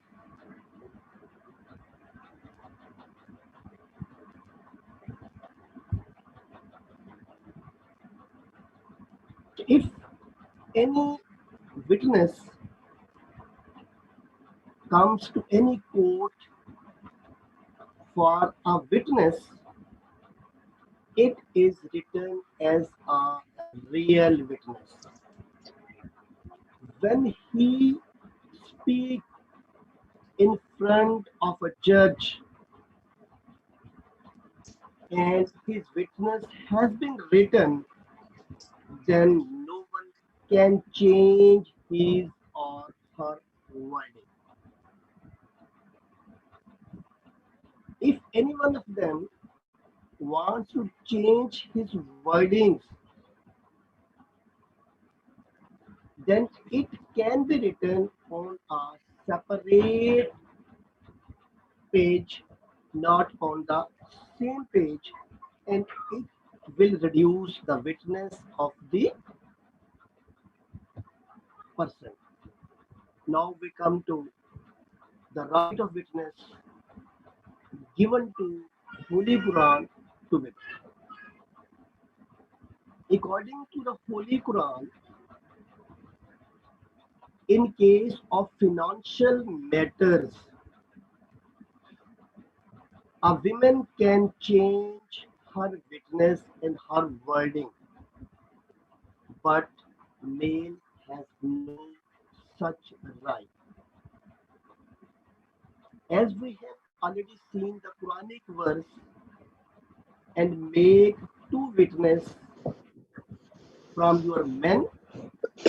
If men are not available, then a male and two female, so that if any one of them is forgotten, the other can remember her. This verse is regarding to the financial matters. Both women will come in front of the judge, and during the witness, if someone forget anything, the other women will remember her and say that the matter was not in the way as you are narrating, but the fact is opposite to it, and she can then change her wording, and that wording will be written as a original witness, not on a separate page like the men.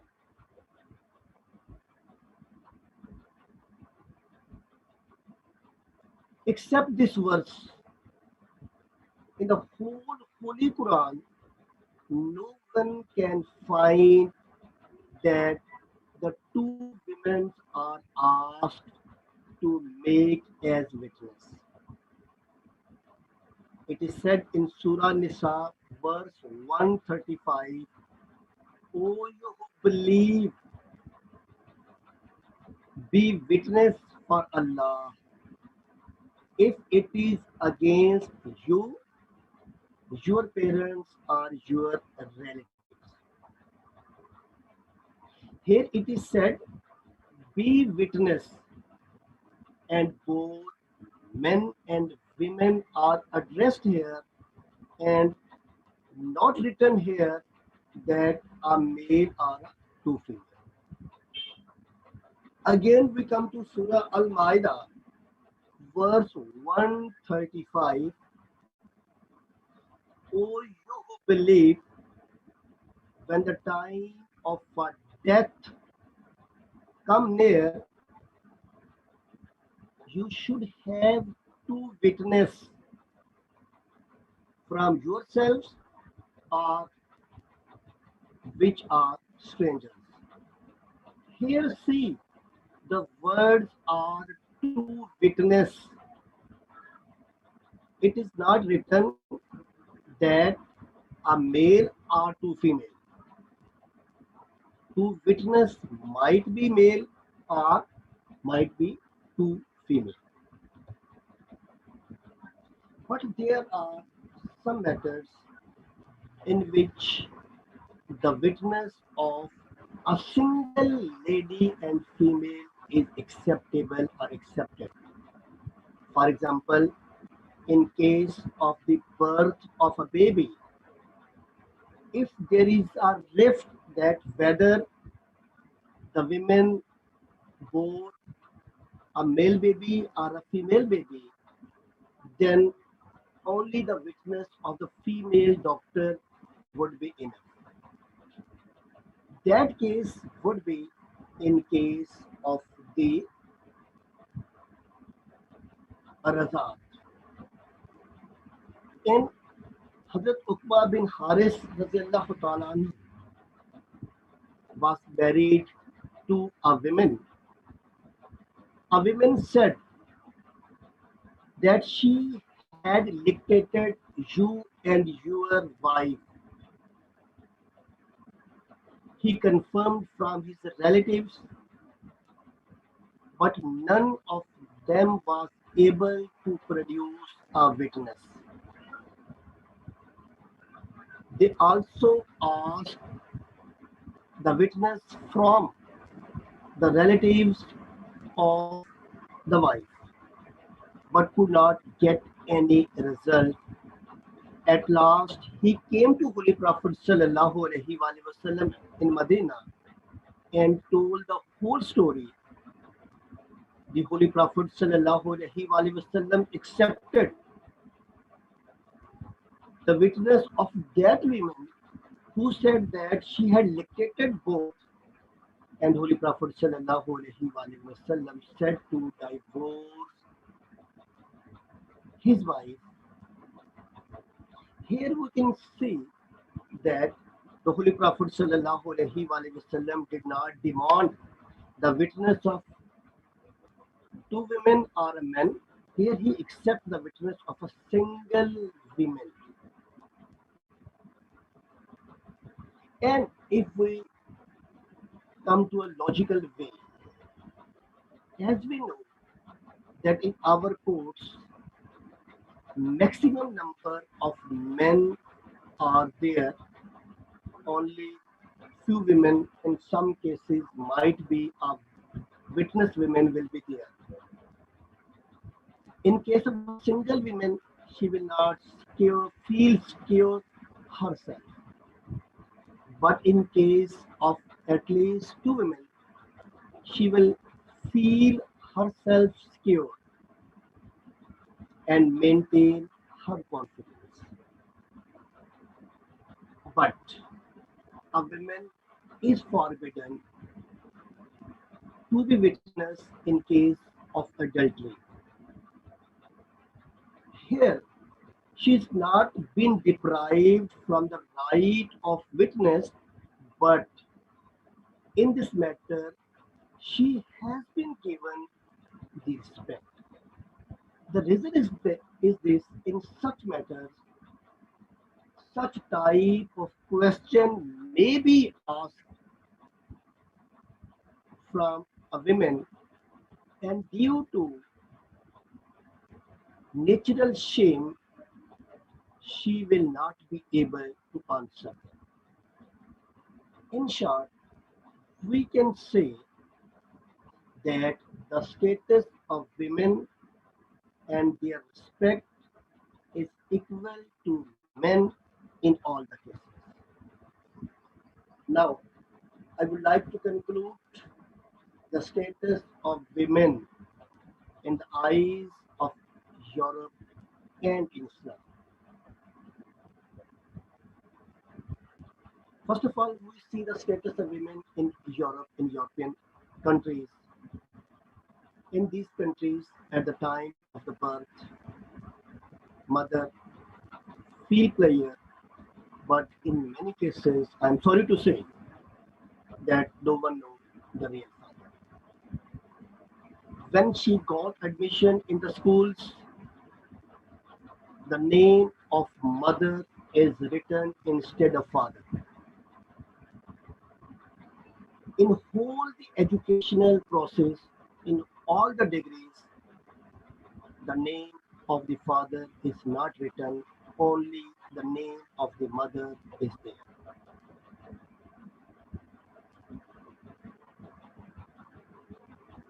In case if there is a separation from a father and a mother, now the girl has two options: whether she has to live with mother or with a father. And if her mother got again married, means whether she can live with her or with a stepfather. And as we know that in case of this, she has to pay herself.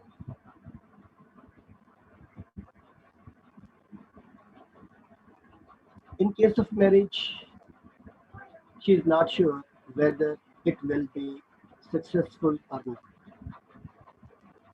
And at old age, she has been sent to the old homes where she spent her life in loneliness. At the time of death, no relative is near to her. And where is she buried?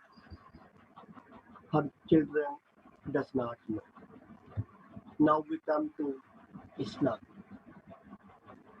When the girl is born, the parents, the grandparents, the relatives feel pleasure.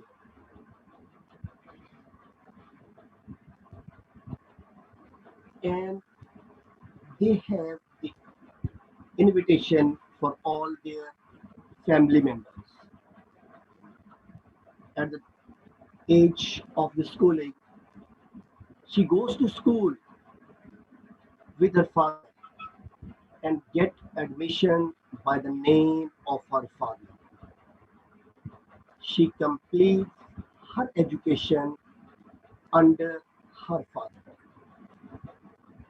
When she is married, she marries even with the permission of his parents and with her permission. She becomes the guardian of her house, and at the end, if she dies, her parents, her children pay homage her. And every year, the birthday is celebrated for her. So, at the end, we can see that in Islam, the women has all the rights which men enjoy. Furthermore, in any case, no woman is deprived from her rights. If in some cases, in villages or some areas, a few women are deprived, we cannot say that the all women are deprived from their rights. Thank you for listening me with patience. Yes, please. Well, thank you, Professor Dr. Muhammad Yasin, as you already give us about the status of women in Islam and modern conception. And you already talk it according to the Holy Quran and then Hadith and then logic that Islam does not drag them to the rights. Like it is, we not only talks about the human right, but specifically for women right. So I think this is a good subject for us. Yeah. When you talk about it, I'm remember about the story of Malala. It was in Pakistan, right? So I think that we know about the story also. Yeah, how difficult women to get the education in Pakistan, and maybe some of countries, yeah, women still didn't get the what is it, the better life. So for today, I would like to invite all of you uh, to have a discussion with Dr. Muhammad Yasin. And if you have any question, you could raise your hand, or you can open the mic directly, or you could type the question in the chat box. But before all of you prepare the question, actually I have already the several questions here. But Professor Yasin, first question is about the modern conception, misconception about the woman, for example, in education, in working, and then also to what is it? You already mentioned that even Prophet Muhammad SAW, they ask everybody to engage in agriculture, and then for the trade and anything. So for this modern era, what kind of the misconception, especially maybe in Pakistan or in another country, because I know that you your research focus on that. So maybe you could explain more about it. What kind of misconception right now in the modern era? Thank you. Especially, we see that in this modern era, a number of women consider that women have been deprived from their due rights. They are not allowed to get education, for example. And Alhamdulillah, in Pakistan, nowadays, we are finding that number of women are getting education in all the institutions. I can give the example of my own institution, the School of Arts and Design, National Textile University, Faisalabad, Pakistan, that we have more girls than boys in number of, we can say, that institutions. When I was doing my master from Islamia University, Bahawalpur, Pakistan, at that time we have about 50 girls and 8 boys in Islamic studies. And same as the cases in different departments. It means that women are getting education, but unfortunately, some NGOs depicts only the darkest past of the Pakistan. they just give the example of one or two cases, which is a very, we can say that a very well, we can say that a very few and far between cases, but they highlight these cases. They never tell the cases. If we come to the government schools in Pakistan, you cannot find even a single place to sit for the further girl students. At the time of the holiday, especially at the time of the break, if someone stand outside a girls' school, girls' college, girls' university, or girls' institution, you can find a number of students coming from the institutions. Same, we can see that women are busy in working in farmhouse in Pakistan. Yes, they are working there along with their men. They are also getting the rights of inheritance. But if suppose in some areas, in some parts of the country, if the women are not getting the rights, it means that it is not the fault of Islam. It is the fault of the parents that they are not giving the rights to their daughters. But Islam has given them the clear right. And the purpose of this lecture is only to clarify that Islam does not deprive any women from any type of rights. And even as I show that if a man divorces his wife during his illness only to save his property, he cannot. His wife will get the inheritance if he dies during his iddah.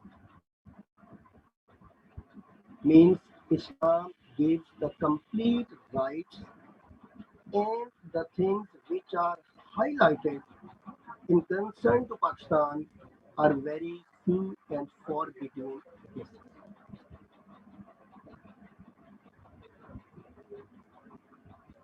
Yes, please. Okay, thank you, Professor, for the answer. Yeah. I also get the question here from my friend, and he asked about the example from in our country. Sometimes the woman forced to marry in the early age. So that's why our government make a regulation that they need to get the 19, what is it? Age, yeah, to get married. Yeah, somehow it's like the equality and then the gender also problem. So the question is how to give, what is it, woman information, and then also how to make a good information for the woman that they need to get a higher education first, and then they need to get a better work and then a better job before they get a marriage in the early age, because we know that if they married in the early age, they yeah, usually the what is it, they get a divorce, or they cannot survive for this life. So we need to get an explanation from it. Yes, please. If you see the life of the Holy Prophet Sallallahu Alaihi Wasallam and different examples which I have already given you here, only one example. Islam does not allow the girl to be married in tender age.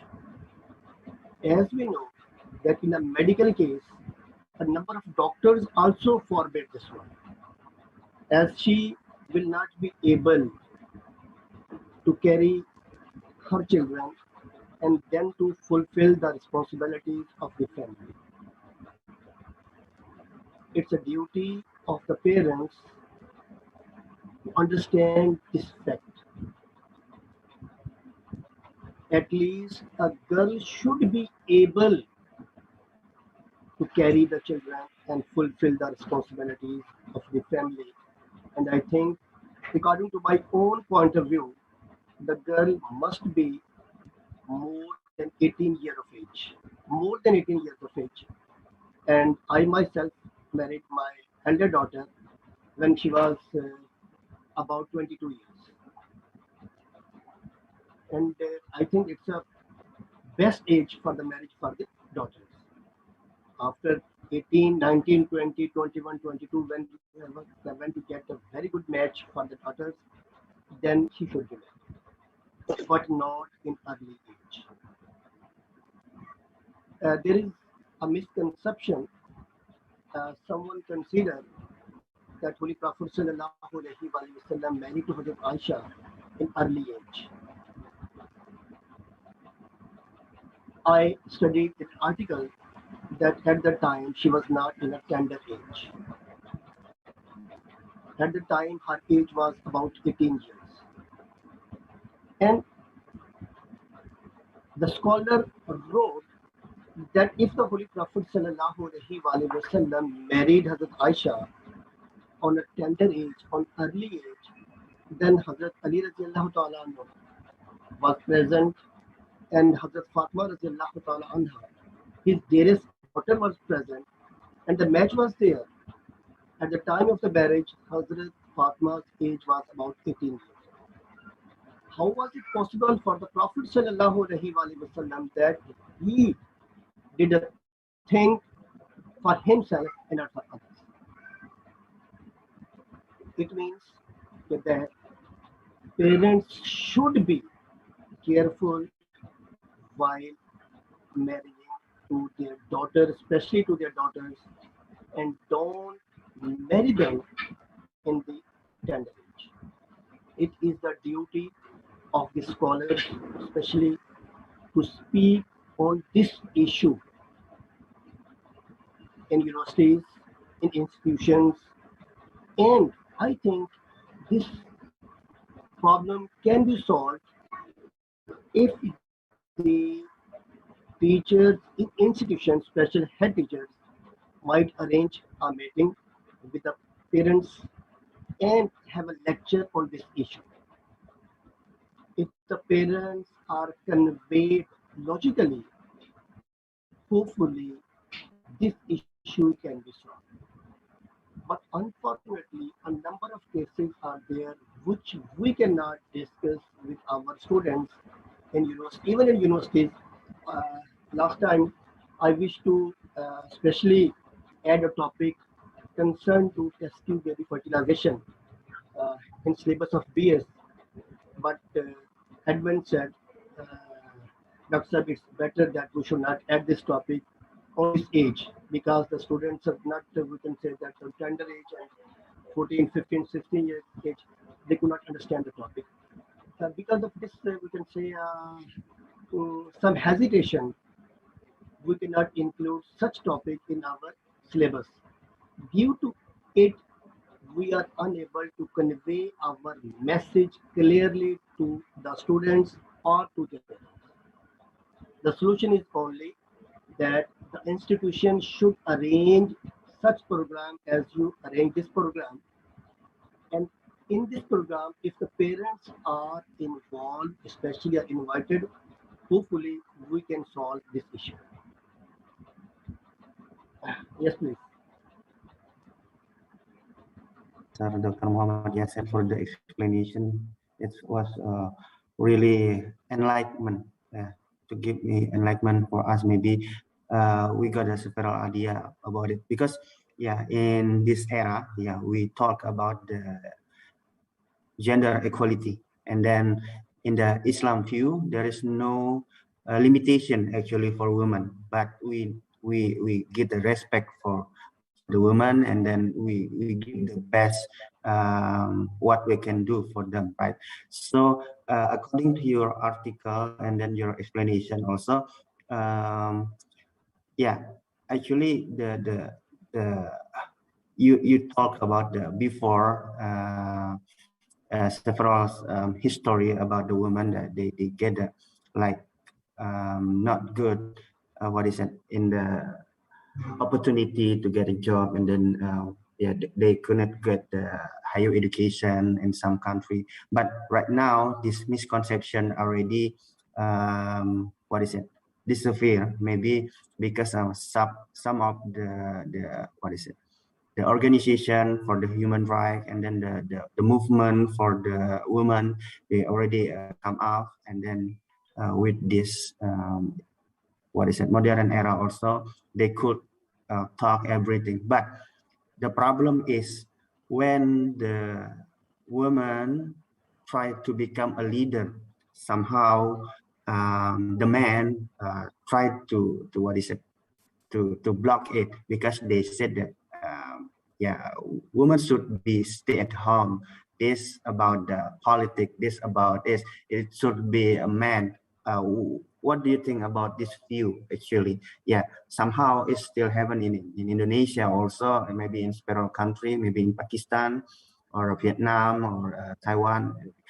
But we need to know, according to your research, yeah, how come still people said that the leader should be man, not for the woman?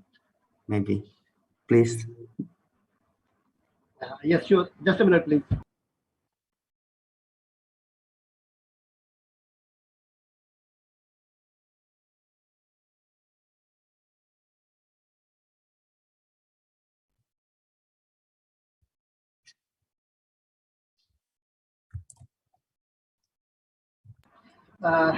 Sorry for interruption for a few seconds. In Pakistan, a few years back, we had a female Prime Minister, Asic, as you all know. And our founder, Pakistan, Quaid-e-Azam Muhammad Ali Jinnah, his sister worked along with him for the freedom of Pakistan.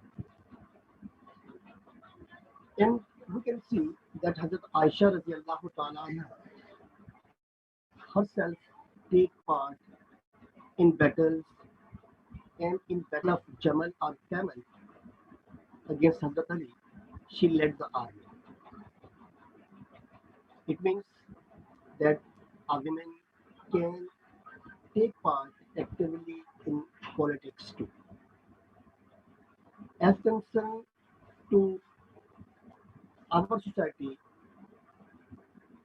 we consider that it is a man-made society, and we consider that we are a kawam, a rajalu kawamun ala nisai. Here we have a wrong concept of kawam. Once we discussed with our teacher, Professor Dr. Shamsul Basar, that we are kawam, and he answered a very logical way that who is a superior, whether men or women. He answered in a simple way that even the poor house, a woman has a pedestal fan. After her household work, she sits in front of the pedestal fan at a midday when there is hot everywhere. But her husband is forced to do even a rough job for her. When he returns home, she demands, I need the dress for me or children, shoes, or any other necessities of life. And she is demanding, and her husband is doing even a rough job in a severe hot outside. He said, then who is the superior? The one who is sitting in home, or the one who is doing a very hard job as a labor in the city? So we can clearly say and see that women is in this case superior than a man. But being a man, we hesitant to accept it.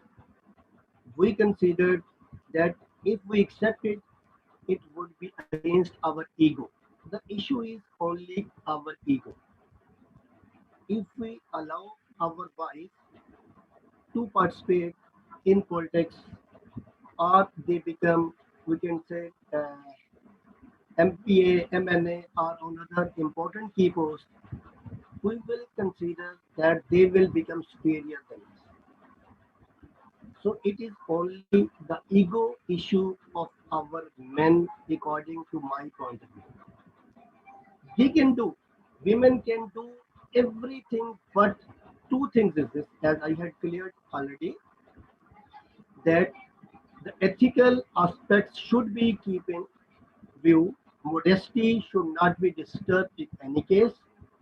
And the other one is the household duties should not be suffered. She has to bring up her children. As we know, that the first 5 years are very important for the upbringing of children. And if mother neglect these 5 years and does not pay attention towards the upbringing of the children, then it is difficult for her to get respect from her children. So, first of all, she should fulfill the responsibilities of the upbringing of his children, fulfill the needs of his family, observe the modesty, and can take part in any activity she wishes. And I think if the men leave their ego, the women can do anything. Yes, please. Okay, thank you, Professor Dr. Muhammad Yasin, for the answer. And here we have Ma'am Yanti. She want to ask you some question. Please, Ma'am Yanti, would you like to open your mic? Yes, please. Okay, Assalamualaikum warahmatullahi wabarakatuh, Prof. Yasin. Waalaikumsalam warahmatullahi wabarakatuh. Okay, thank you, Mr. Galih, for the opportunity. And first of all, I'd like to send my best regard to Professor Porter, Professor Getty Kaja, and we still have here also Professor Pam Hong Yin. Pam Hong Yin here. Okay, Prof. Yasin, do you have some kind of joke like in Indonesia here? The joke is, if I say to my husband that your money is mine, but my money is not yours. Do you have any jokes like that over there in your country? Your money is mine, but my money is not yours.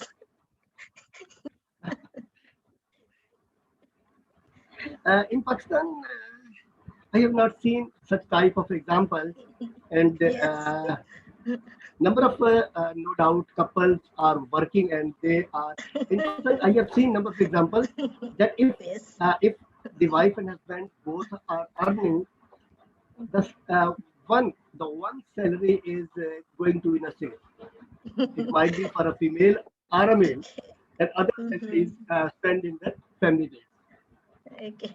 But Okay. in Pakistan, I see and find number of cases that men work along with their wives, and Okay, that's uh, just even funny saying.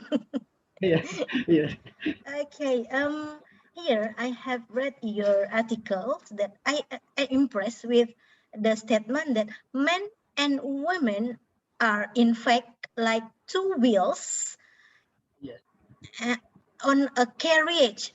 As a result, they play an important role in establishing a stable society. I'm very impressed of this statement. I like this statement, and I also like to tell you that I'm Muslim. I'm not a terrorist. and then, and then Alhamdulillah. just kidding. And then And another, I don't have any much question actually. It is not my question. That I just want to react for all of your what you told previously, that um, in the case that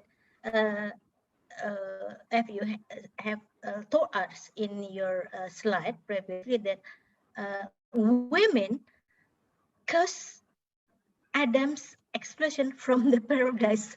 That's right. Yeah, women cause Adam's explosion from paradise. That's uh, does it make the effect from last many thousand years before that? That makes that women uh, women are something that cause why women should hate us as a women. Is it because of this cause Adam's explosion from paradise? This is my first question. And then in Surah Nisa, you said that Islam gave property rights to women as well as women. Is I also uh, uh, very thank you for this, that in the last years also we have in Indonesia, we also don't have any rights to get knowledge, we don't have any rights to go to school. And that's why there is a woman we call here Ibu Kartini. She fought for the women to have the right to go to school, to get the knowledge as a woman here in Indonesia. We have Kartini here. And then one more, another, not one more, another. As Mr. Gali said that if the woman is a leader, there is what is it? Not quiet, not quiet. which will be given to her husband in paradise. Here we can say that the wife would be the leader again, means her status would be greater than the whores in paradise. It means there is no, we can say that any curse or anything for women in paradise. And as we have studied in books that we considered that Hazrat Hawa was responsible of taking Hazrat Adam out from paradise.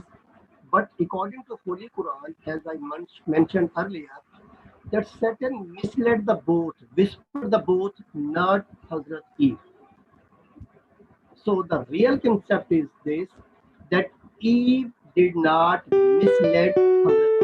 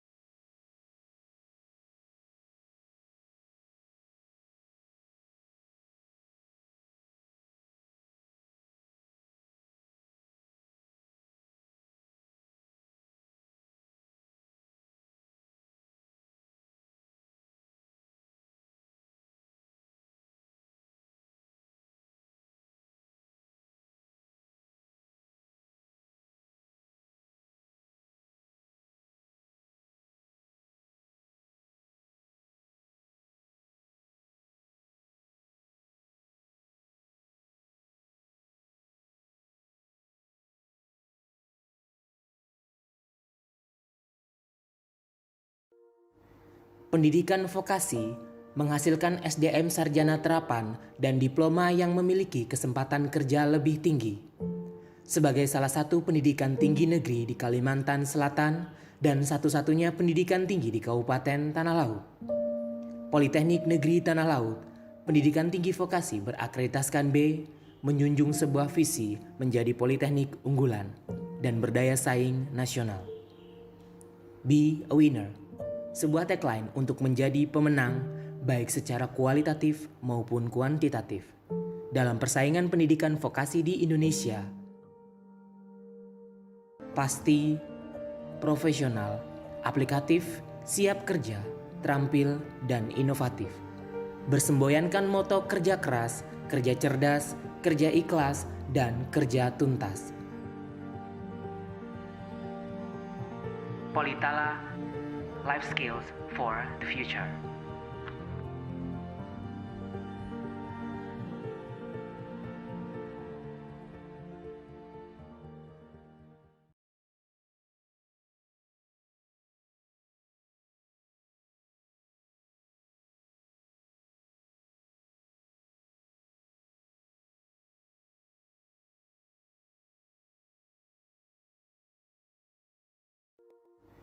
Pendidikan vokasi menghasilkan SDM sarjana terapan dan diploma yang memiliki kesempatan kerja lebih tinggi.